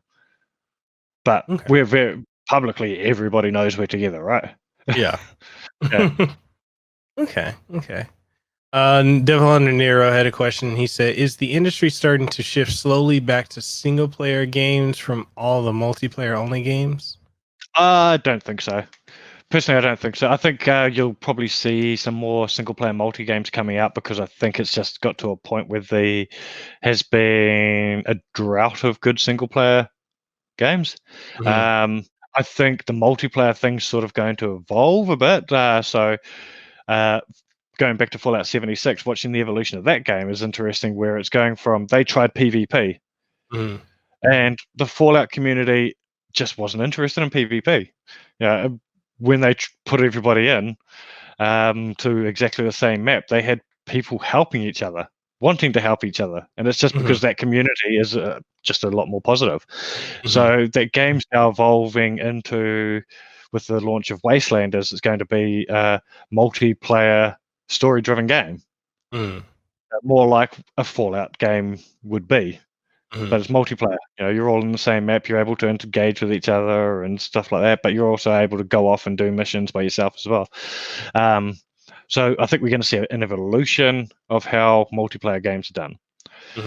But I don't think you'll see the end of multiplayer. Multiplayer is so cool for people to be able to hang out with each other, hang out with their friends and stuff.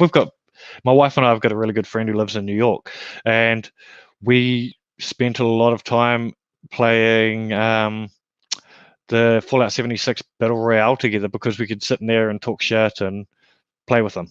Right? I've got friends who they play Call of Duty with their friends on a Friday night together, and it's the only time they really hang out, because we're all adults now, right? So multiplayer will always have a place, but I think if anything, Jedi Fallen Order has proven that there's still a hunger there for good single player games. Okay. And Chip's question, he says, "Do you think it's good marketing for a company to release demos of their big projects in order to build up fan hype, or should they stick to the same regimen that's been going on for years with no demo?" Depends on the game. There's no right or wrong way, I don't think. Final Fantasy just released a demo of the new remake. And I think that was the best move they could have done, because their players have been waiting so long. So they've given them something, right? They've given them a taste. I think demos are cool, personally. Like back in the day, I used to remember those demo discs?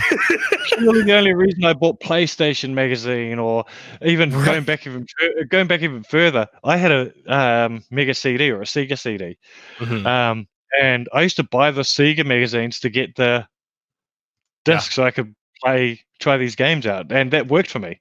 So I think demos do work, but there's other games where I think having a demo experience can, because you don't want to give away too much, it can ruin the game. Like, could you imagine if they gave you a demo of a Death Stranding? Right? I think Death Stranding as a demo would have been a boring game, because you wouldn't have wanted to give too much of that away. But if you only gave us the mechanics to play with, it would have been a boring demo. Yeah. So it does come down to the right game at the right time. Whether you're needing to give players a taste, because it's going to take you another 6 months to get the game released. I think a game like Doom probably could have done with a demo. Because it was delayed for so long. So it's like give people a time restricted level or something. just to give people a taste.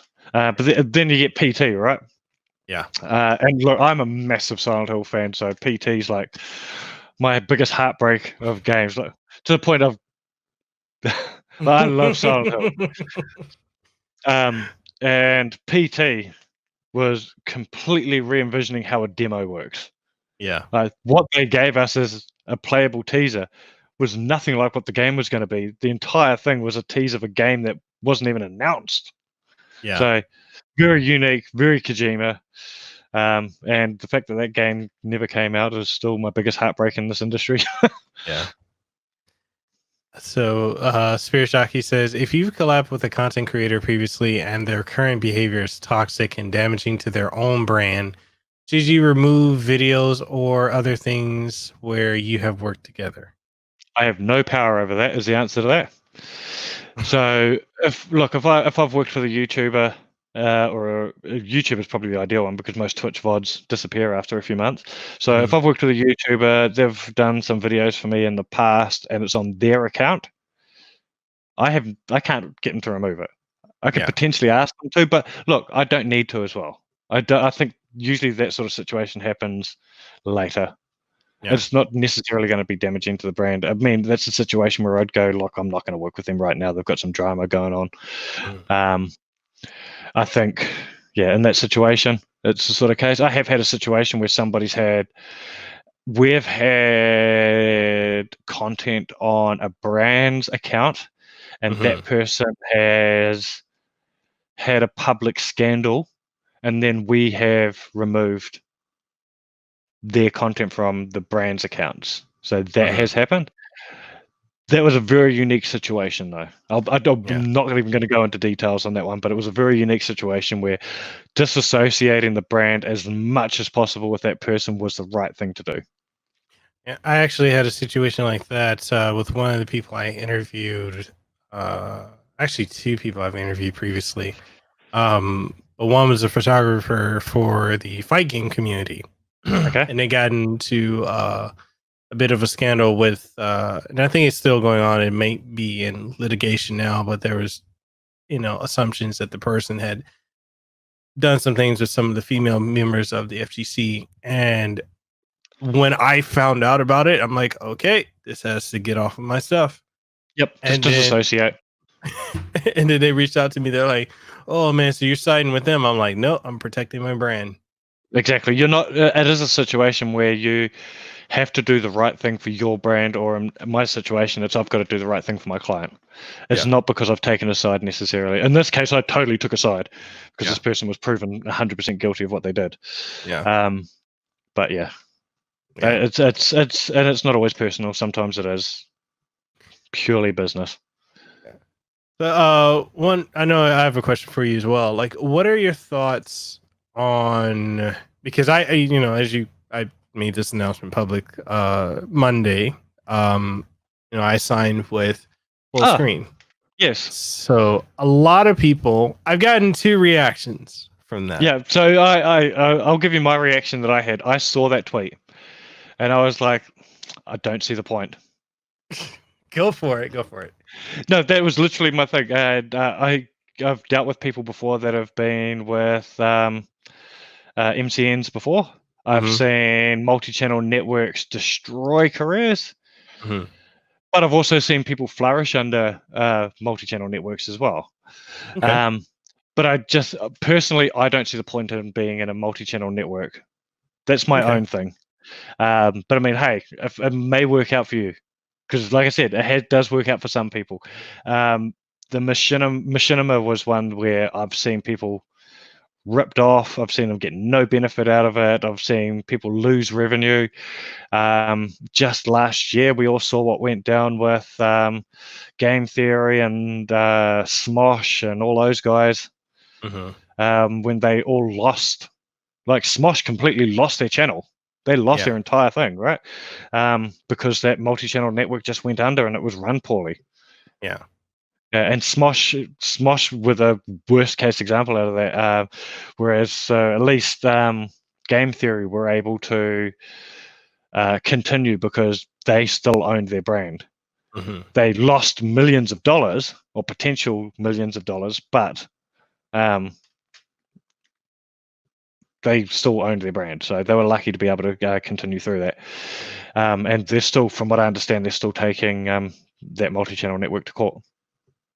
So there are pros and cons. It depends. Look, at least you're with Full Screen, right? Yeah.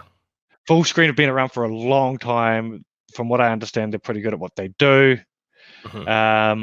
So, and I've heard nothing negative about Full Screen. No, and that was the whole thing too, because I've been approached by many other, MCNs. They're owned by Disney, aren't they? Yes. Yeah. And so literally the only scandal I know of from Full Screen is PewDiePie. And that wasn't them. That was totally on him. Yeah.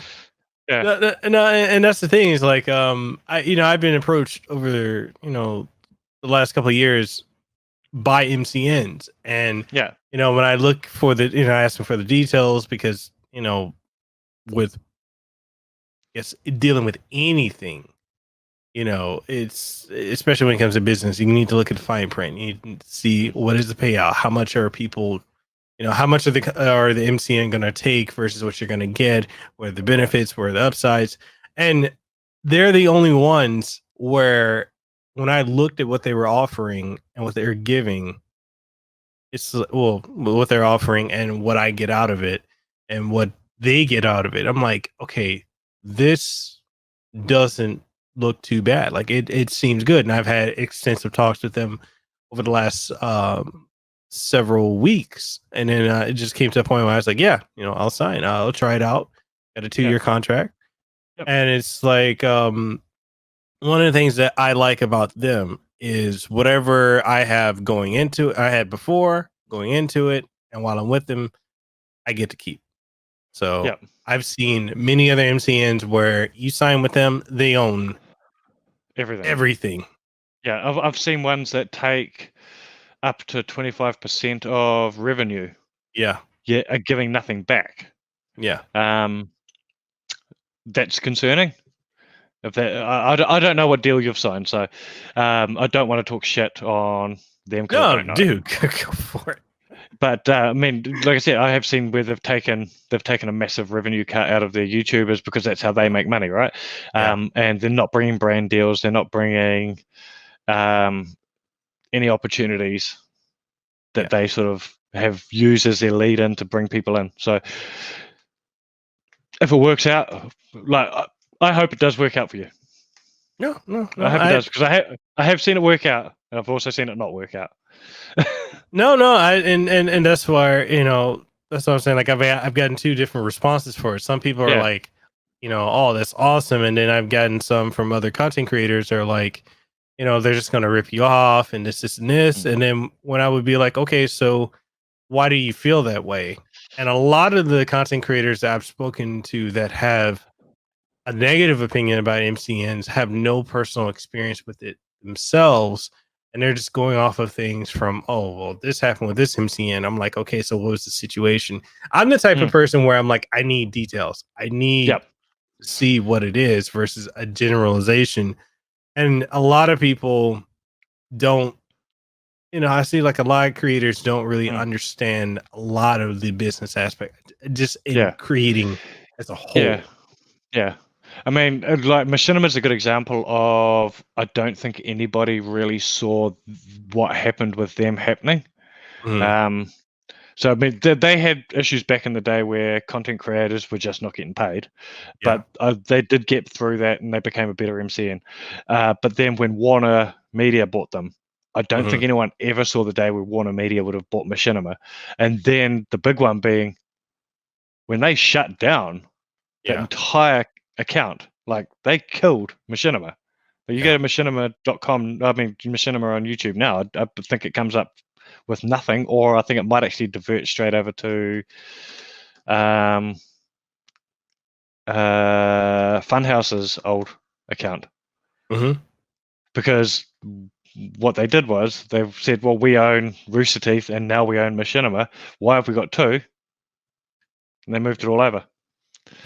Moved it all over to Rooster Teeth, which was the one that was being run well and was making money. So it made more sense for them to do that. Like, I understand the business side from Warner's point of view. Yeah. But it sucks for those people that were assigned to that MCN. They were just like, well, shit, they're gone. Now what? Yeah. Other cool thing with my deal, and I can publicly talk about this, is if I want to work with brands or whatever I want, basically I get a lot of benefits and no subtractions. So if you can still make personal brand deals and they don't get a cut. Yes. That's awesome. Right. Yes. So that's a positive. They're not locking you out from your own opportunities, which I have heard of other MCMs doing it, where it's like, if you get approached by a brand, you have to let us know and we do the negotiating for you. It's the same with esports teams. I don't know if this is the same way esports teams work in the US, but over here, their content creators will sometimes sign a deal with an esports team where they become a content creator for that esports team. And every deal that you approach them with going forward, you have to deal with that esports team. And it's because that esports team at times will take a cut of the deal, or they just want, sometimes they're a good esports team and they're just like, we just want to negotiate the best deal possible for our content creator, which is exactly what they should be doing. But it can go both ways as well, right? Sometimes I do think that sometimes esports teams are the wrong place for a Twitch streamer or whatever to go to. Because a lot of the times the esports team is purely getting content creators because they want more numbers on their marketing decks to put towards brands. They say, oh, you work with us, you get our esports team and this game, this game, and this game, you get your name on our jersey, plus we've got all these Twitch streamers who have 20, 30, 40,000 followers, and they'll put your brand on their Twitch stream. And then that streamer is actually making no money out of that deal. They might be getting a free keyboard or whatever, but so those deals are the ones that I think don't make sense. Yeah. Unless for up and coming streamers, not a bad deal. Yeah. You can, the up and coming streamers can totally benefit from being with a esports team because they will get, it's a two-way street then, right? So you're getting the benefit of being associated to a bigger brand. That brand is then getting the benefit of being associated, having more outlets to be able to put their sponsorship out. So it goes both ways. Yeah. One of the questions I want to ask you in regards to, oh crap, it went away. Question come back. Don't you hate that? Yeah. You go off on a tangent, and this is the problem when we chat, Mekel, is we start talking and then we always go off on a tangent and end up talking about something completely different. Right?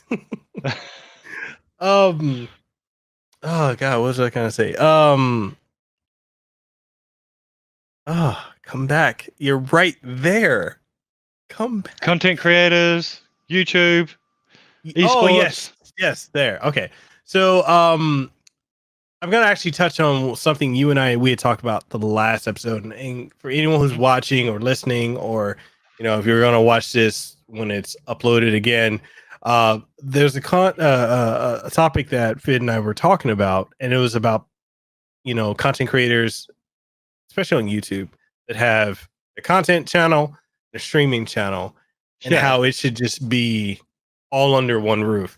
So for the last since you and I talked, maybe I think a little bit before that, but more so now, I've been going very heavy into this. Everything is there. My podcast, everything's on your one channel. Yes, and between streaming, which has helped my channel grow tremendously. I want to say within the last month, I jumped like 500-600 subscribers just by streaming. Occasional collaborate. You've been doing your Resident Evil streams and stuff like that, right? Yeah, which what's so funny is the whole Resident Evil thing started off with a guy popping up saying, "Hey, I dare you to stream the series." I'm like, "Well, I don't own all the games." He's like, "Well, boom, here's $100 stream, $100 donation. Here's another $100 donation. Go and buy the games right now." And it literally went from I don't really want to play them to now I'm obsessed with it, and it's like it's growing and growing and growing. But having everything from my reviews, streams, podcasts, everything in one place, my channel is growing and growing and growing.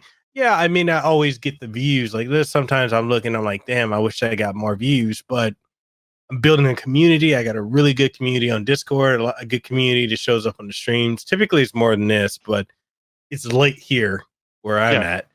But it's like constantly having everything together, being consistent. It's really helped my brand overall. I'm over here like, some people are like, man, you got to have these numbers. I'm like, dude, I have 11,000 subscribers, but I'm having Kiefer Sutherland on. I had David Hayter. I had, like I'm pulling people. So like numbers, they're important. They're not the be all end all. Yeah, exactly. Right.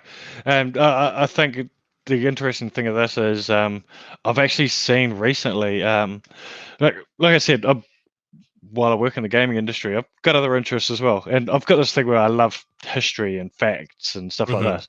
One of my favorite content creators is, have you seen Today I Found Out? It's a YouTube channel. Yeah. So, yeah. So he is notorious for having multiple channels. So he's got Today I Found Out, he's got Biographics, he's got Geographics, he's got Business Blaze, he's got a whole bunch of different YouTube channels. And I think he's probably up to like 8 different channels, all of them serving a completely different purpose. For him, it seems to be working though, right?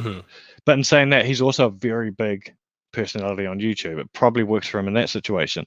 But it's I still don't understand why he can't have all of that under the one roof. Yeah. Like have multiple shows that go out under that same roof. It's like spreading yourself thin. Exactly right. Doing that. Yeah. And I mean, like you just said, you can do everything. You can have your vlogs, you can have your gaming content, your podcasting content, your live streaming content, all under that one brand and just put all those eggs into that one basket. Yeah. Yeah, I can understand when people go and do a collaboration with somebody else and start a second channel. Yeah. Because you're creating something new. Yeah. But when it's all you, why separate it? It's a big YouTuber over here in Australia who he's massive on the Sims. He's got Sim Supply. Awesome dude, James Turner. And then he's got a separate account, which is James Turner. And he's separated his purely because his first brand is very brand specific. It's just The Sims, right? And then he's got a second one, which is vlogging, other games he plays, and things like that. So I understand why he has separated. At first, I did question him about it. I said, why are you bothering with 2 channels? And he actually explained to me, look, this is very brand specific. This is my Sims stuff. It will only be my Sims stuff. That's it. Everything else will be on the other channel. He's managed to grow both quite massively. Okay. So I think there's occasions when it does work, but there's other occasions where why bother? Why are you wasting your energy? I think for your channel very much works in the way that you're doing it currently, having everything under one roof. Another thing I've been experimenting with, especially like this right here, with doing live stream podcasts, I've noticed get like really, really, really good feedback because it gives the audience a one-on-one interaction with not only myself but also with my guests, and it's something that someone, I forgot who suggested it, but I just decided, what, I'm gonna run with it. And so far, like every time I've done it, it's really, really helped. And some people have suggested like, oh, you should stream on Twitch or Facebook Gaming or on Mixer, and I'm like, I've kind of built up an audience here, and you do it, bro.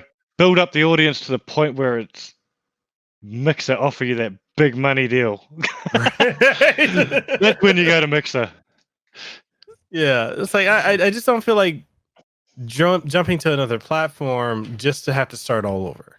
Yeah, and look, and it doesn't always work, especially if you're not a big name like your Ninjas and stuff like that. Yeah.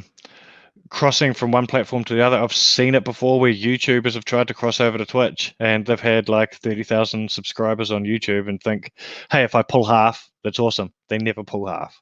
Yeah. Yeah, they are starting from scratch because a YouTube audience is not the same as a Twitch audience. They have a different mentality. They have a different culture. It's a completely different platform. People are comfortable where they are. They've become accustomed to using that platform. Yeah. It's like I use personally, I don't watch a hell of a lot of live stuff on YouTube. That's just not my live streaming platform of choice. Mm-hmm. Twitch, however, I don't watch any VODs on Twitch. Never do. Mm-hmm. Right, so I've mentally, personally gone, these are two different things for two different purposes. Facebook, I think, is interesting with their Facebook gaming. They're capturing another completely different audience than YouTube and Twitch is. If I was going to make a direct comparison, Facebook are very much going for that Twitch audience, live gaming, but the audiences are very different. Twitch is your hardcore gaming audience. They want games. They are the same people that will watch Twitch religiously every single day, every week, or at least a couple of days a week. Whereas with Facebook, what you're getting is your average Joe guy or girl that never watches Twitch. They never have watched Twitch. They're probably never going to really cross over to Twitch. They watch YouTube for VODs, and you're able to then capture your casual gamer over on Facebook, which is, I think, is a whole different market and one that people need to start looking and taking seriously. I think Facebook gaming is a very serious platform for a different audience. Yeah. As a marketer, I see that as very exciting because you're able to get your casual audience, which are the people that get home on a Friday and play games with their mates. They don't give a shit about eSports. They are generally the ones that spend more money on games as well because they're the ones that they go to your EB Games or your GameSpot or what's your gaming store over there? GameStop. GameStop, yeah, right. They're the ones that shop in those sort of locations. They don't generally download, so it's a completely different audience. Yeah. So as a marketer, I'm seeing that very exciting that I'm able to get different messages across to different audiences. Yeah. For one game or one product. Yeah. Chipz has a question. He says, "Do you ever help content creators find the best deals with MCN if that creator ever want to go that route?" Not actively. So I don't generally deal with MCNs directly. Same with esports teams. But what I do have is content creators will come to me and say, "Hey, I've got this offer.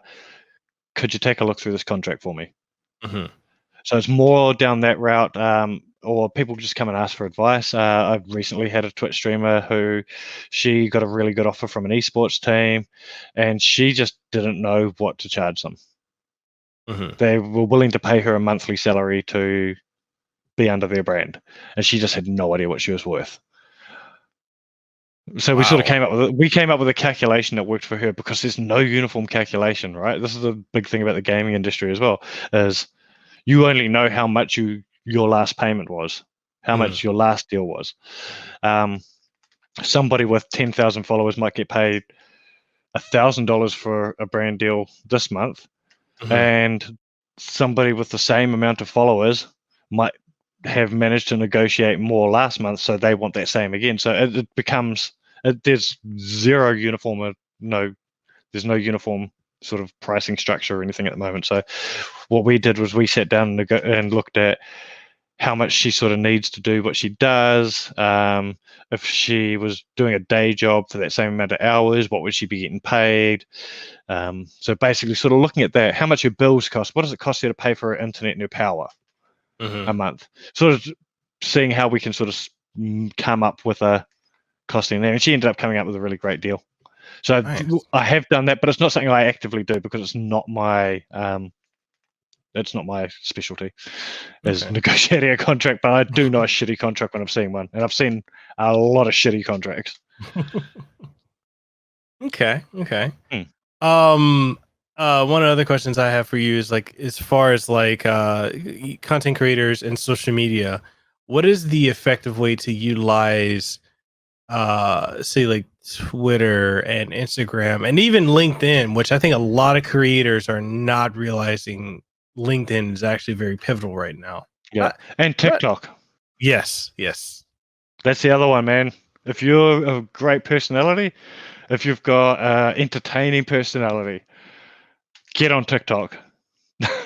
Seriously, I have seen people explode on other platforms. Like I said earlier, people who people aren't able to bring their following from YouTube over to Twitch. I have seen the opposite happen with TikTok. One of our content creators she's a Twitch streamer, and she started using TikTok because we did a brand deal with a record company for her. So she did this thing on TikTok. Then she sort of just started consistently uploading on there and got to the point where she blew up on TikTok. Became verified, and she put stuff out almost daily now. And then last week, because she was blowing up last week on TikTok, we were literally watching her YouTube on Social Blade. You know how you can do the live follow account? We had it up on screen in the office, and we were watching her YouTube account going up 100 subscribers by the hour. And it was because she was blowing up so fast on TikTok. She had a percentage of those people wanting to see more of her content, because her content is so this content creator, her name is Nazy, Naysy. Check her out; she's amazing. She does VR content, and basically because you're so restricted on TikTok to how long the video is, people were going, "Well, shit, she's so fucking good at Beat Saber. I want to see her do an entire song. To do that, you had to go over to YouTube." So people were crossing over to see more of her content. So I don't know if this is answering your question. Social can definitely benefit your main hustle, right? Twitter, super important. As a brand, I don't want to work with someone who only streams or only does YouTube. If you're not on Twitter, Instagram, as a minimum, I'm probably not going to work with you, because I need the message of that product you're working with to go as far as possible. And your 200 concurrent viewers is not enough.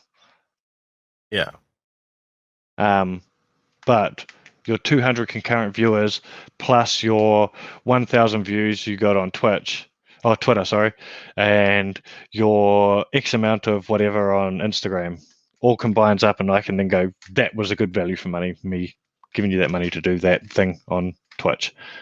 And it can be just a beautiful photo of you with the product, or saying that you're about to go live, or whatever, or an Instagram story, or whatever. It doesn't take much to put effort into that extra social either. But that's where I think, going right back to our discussion we had about politics earlier, that's where you need to be careful as well, right? So you don't want to alienate your viewers by having strong opinions on everything. But in saying that, if you have a strong opinion on something and you're passionate about it, be you. So LinkedIn, give us a lesson on that. Like, how critical is LinkedIn right now? Okay, so LinkedIn is critical on the business side of things. Me, myself, as somebody who works on the business side of the industry, I have made connections which have turned out to be opportunities to have clients and stuff. I think as a content creator, though, can be different. Not everybody gets LinkedIn, right? So LinkedIn is majority very corporate commercial people. I don't think you always need to have your content be ridiculously commercial, though. It is a place where you can still be yourself. But it has to be a bit more polished.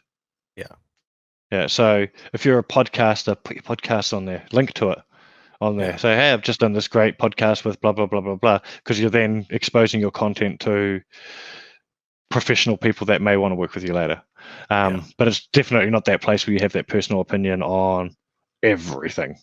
I would say if you're looking at getting into LinkedIn, look at what your contemporaries are doing on there. But it is a place where you can very much take inspiration from what everybody else is doing. Okay. All right. It's not a bad platform to be on. It's not something that you must be on, though.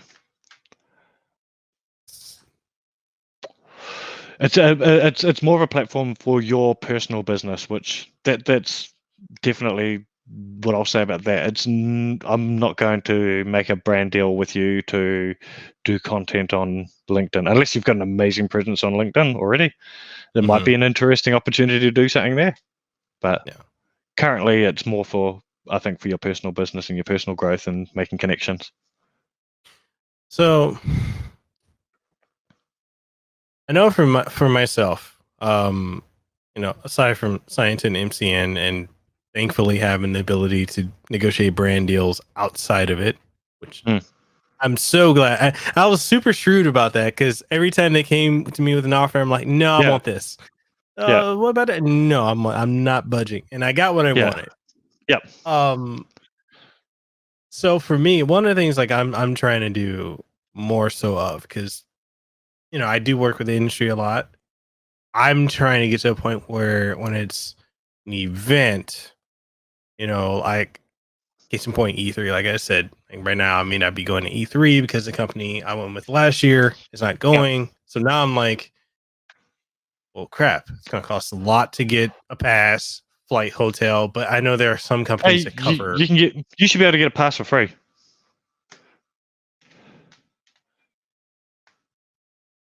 You should be able to get an industry pass. We'll talk offline about this. Yes. There's a way you can get a pass for free as a content creator. Oh.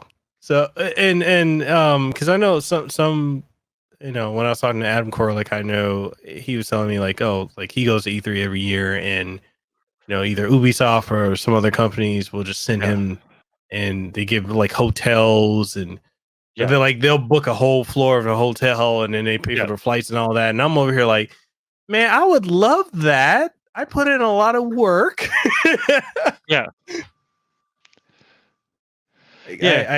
I just don't know, how does that work? Like, how do you approach that? Yeah, so that's an interesting one. So from our point of view, we do get approached by people saying, hey, if this brand's interested in sending me, just let them know that I am keen. And look, we will keep them in mind sometimes if it's the right content creator for the right brand. But generally the situation is we will sit down with our brand that we're working with, and they'll say, look, we're doing E3 this year, or we're doing whatever event in LA during E3. We want to bring over X amount of influencers. Who's the right person? And we will sit down and plan that out with them, and then we approach the influencer. That's generally how it's done. I've had occasions as a content creator myself, though, where I have reached out to a brand and said, hey, we're already going over to E3 or planning to go over to E3. Any chance we could get some support from you guys? And they've said, yes, we will chip in and help pay for your flights or whatever.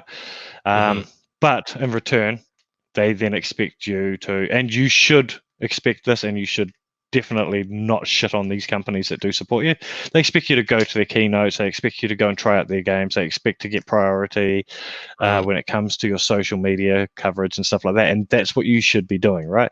A brand that's supporting you, you should be supporting them back. Yeah.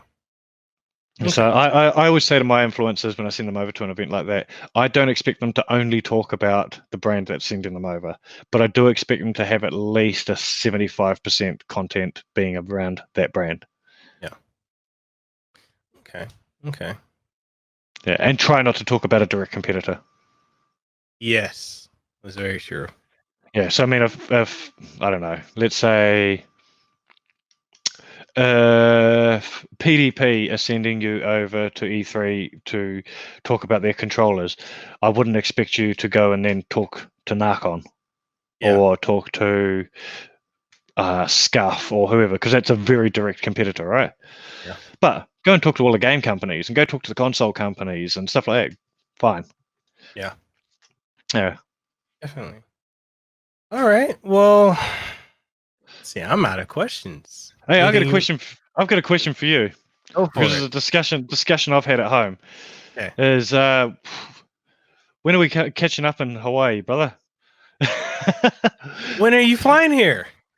I literally said to the wife. I said to the wife the other day. I go, oh, I'm going to be on Mekel's podcast again. He wants me on. And she was like, "Oh, which one's that again? Oh, the guy in Hawaii. You remember you said we go and stay with him and catch up?" And she was like, "When are we doing that?" I got a room. Let's do it. I got a house, dude. I told you last time. Yeah, let's do it. We were considering going to New York for Christmas this year because we've never had a white Christmas. We did consider that. Then we priced it up. Okay. And to go to New York was going to be ridiculous. So, hey, we've got to take our family on a holiday at some stage this year. Okay. We'll have a chat. Be awesome to hang out. Yeah, man. Like I said, we got, if you ever come out here, got a place to stay. And we're literally in the center of everything. So, yeah. If you're in our living room at the kitchen, if you look out the window, we got our backyard is Diamond Head Crater. And then Waikiki is right there within like a 2-minute walk. Yeah. Well, no, 5-6 minutes. And then down the street, we've got there's a place called Leonard's Bakery, which is like it is always busy because everybody who comes to Hawaii goes there. It is literally a minute down the street. Like you walk down the street, boom, it's right there. Like we're literally everywhere. Yeah, well, a good friend of mine's actually over there right now. She works for AK. These guys. Ooh. AK Racing. She's currently over there on holiday at the moment. So I'm looking at her Instagram feed and going, "Oh, I got to do this." That's one thing I need to do, man. I need to work with a gaming company chair because, see, my wife she has Technosport, and I'm rocking this cheap. I got it from Office Depot chair. Yeah, I've got so much back. I'm like, I don't even know how to approach it. Anyway, we could talk about that. Yeah, definitely, brother. But audience, if there's any questions you guys have, let us know. Spirit has one question: pineapple on pizza, yay or nay? Hell no. I disagree with you, sir. Pineapple on that pizza. Yeah, but I mean, like, it's named after your country as well, right?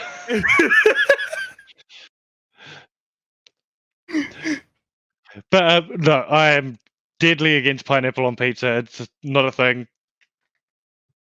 Ooh. Deadly against it. Ooh. No. Pineapple on pizza for the win. What I do love, though, is getting a pineapple, carving the guts out of it, filling it with ice cream, putting some more pineapple back on top, and eating that. That is good. Well, sir, we're going to have to agree to disagree on that one, sir. Look, we can't all be perfect, okay? Oh, man. Is there anything you want to leave the audience with? Anything you're working with? And tell them where they can find you. Okay. Look, I think I've probably talked about everything I came to talk about, to be honest. But yeah, definitely, if you want to follow me, you can check me out on literally everything on Twitter, Instagram. I wouldn't bother following me on Twitch. I only ever use my personal Twitch to talk. But yeah, Twitter and Instagram at Phid McAwesome. And I'm sure you'll be able to find the links somewhere for that. In the description down below. Yeah. And also, give GoTo Game a follow as well. And that's at GoTo Game on Twitter, at GoTo.Game on LinkedIn, and check out the website as well, www.goto.game. Yep. And with that being said, final question. You always know I have this special last question. Did you have fun? I always have fun talking to you, brother. The moment you asked me to come back, I was like, that was the best podcast I did last year. I would happily come back and do it again. And the message is true. Let's do it again, bro. It's always a pleasure talking to you. Definitely, man. Definitely. Yeah, man. I remember I was like, after I put up that episode, I was like, dude, you want to come back on? You're like, yes. Yes, 100% I do. Let's do this. Oh, man. And with that being said, people, you can catch this episode of the Kasanova podcast here on youtube.com/Mekel Kasanova. Also available on every major podcasting outlet: Apple Podcasts, Google Podcasts, Spotify, Stitcher, TuneIn Radio, iHeartRadio. You're looking all at them right now. Pandora. And you can support the podcast if you want. but I highly suggest if you enjoy my content, support it on Patreon because, you know, YouTube sometimes has some BS going on, but you know, demonetization. What are your Patreon benefits? Are they the same as your OnlyFans benefits? Oh yeah. Yes, people, I have an OnlyFans account, so you know, go and follow me over there. So yeah, people, you can catch it on every major outlet. Patreon.com if you want to. You can support with as little as $1 a month. If you're on YouTube, if you're supporting the content, the streams and everything there, hey, we got you on memberships. And with that being said, people, this is Mekel and Phid. We are signing out. We hope y'all have a good one. Make sure you go and follow on everything that Phid and GoTo Game have. All the links are in the description below. And with that being said, pineapple on pizza is a yes. No, it's a yes. Well, okay, we'll agree to disagree on that.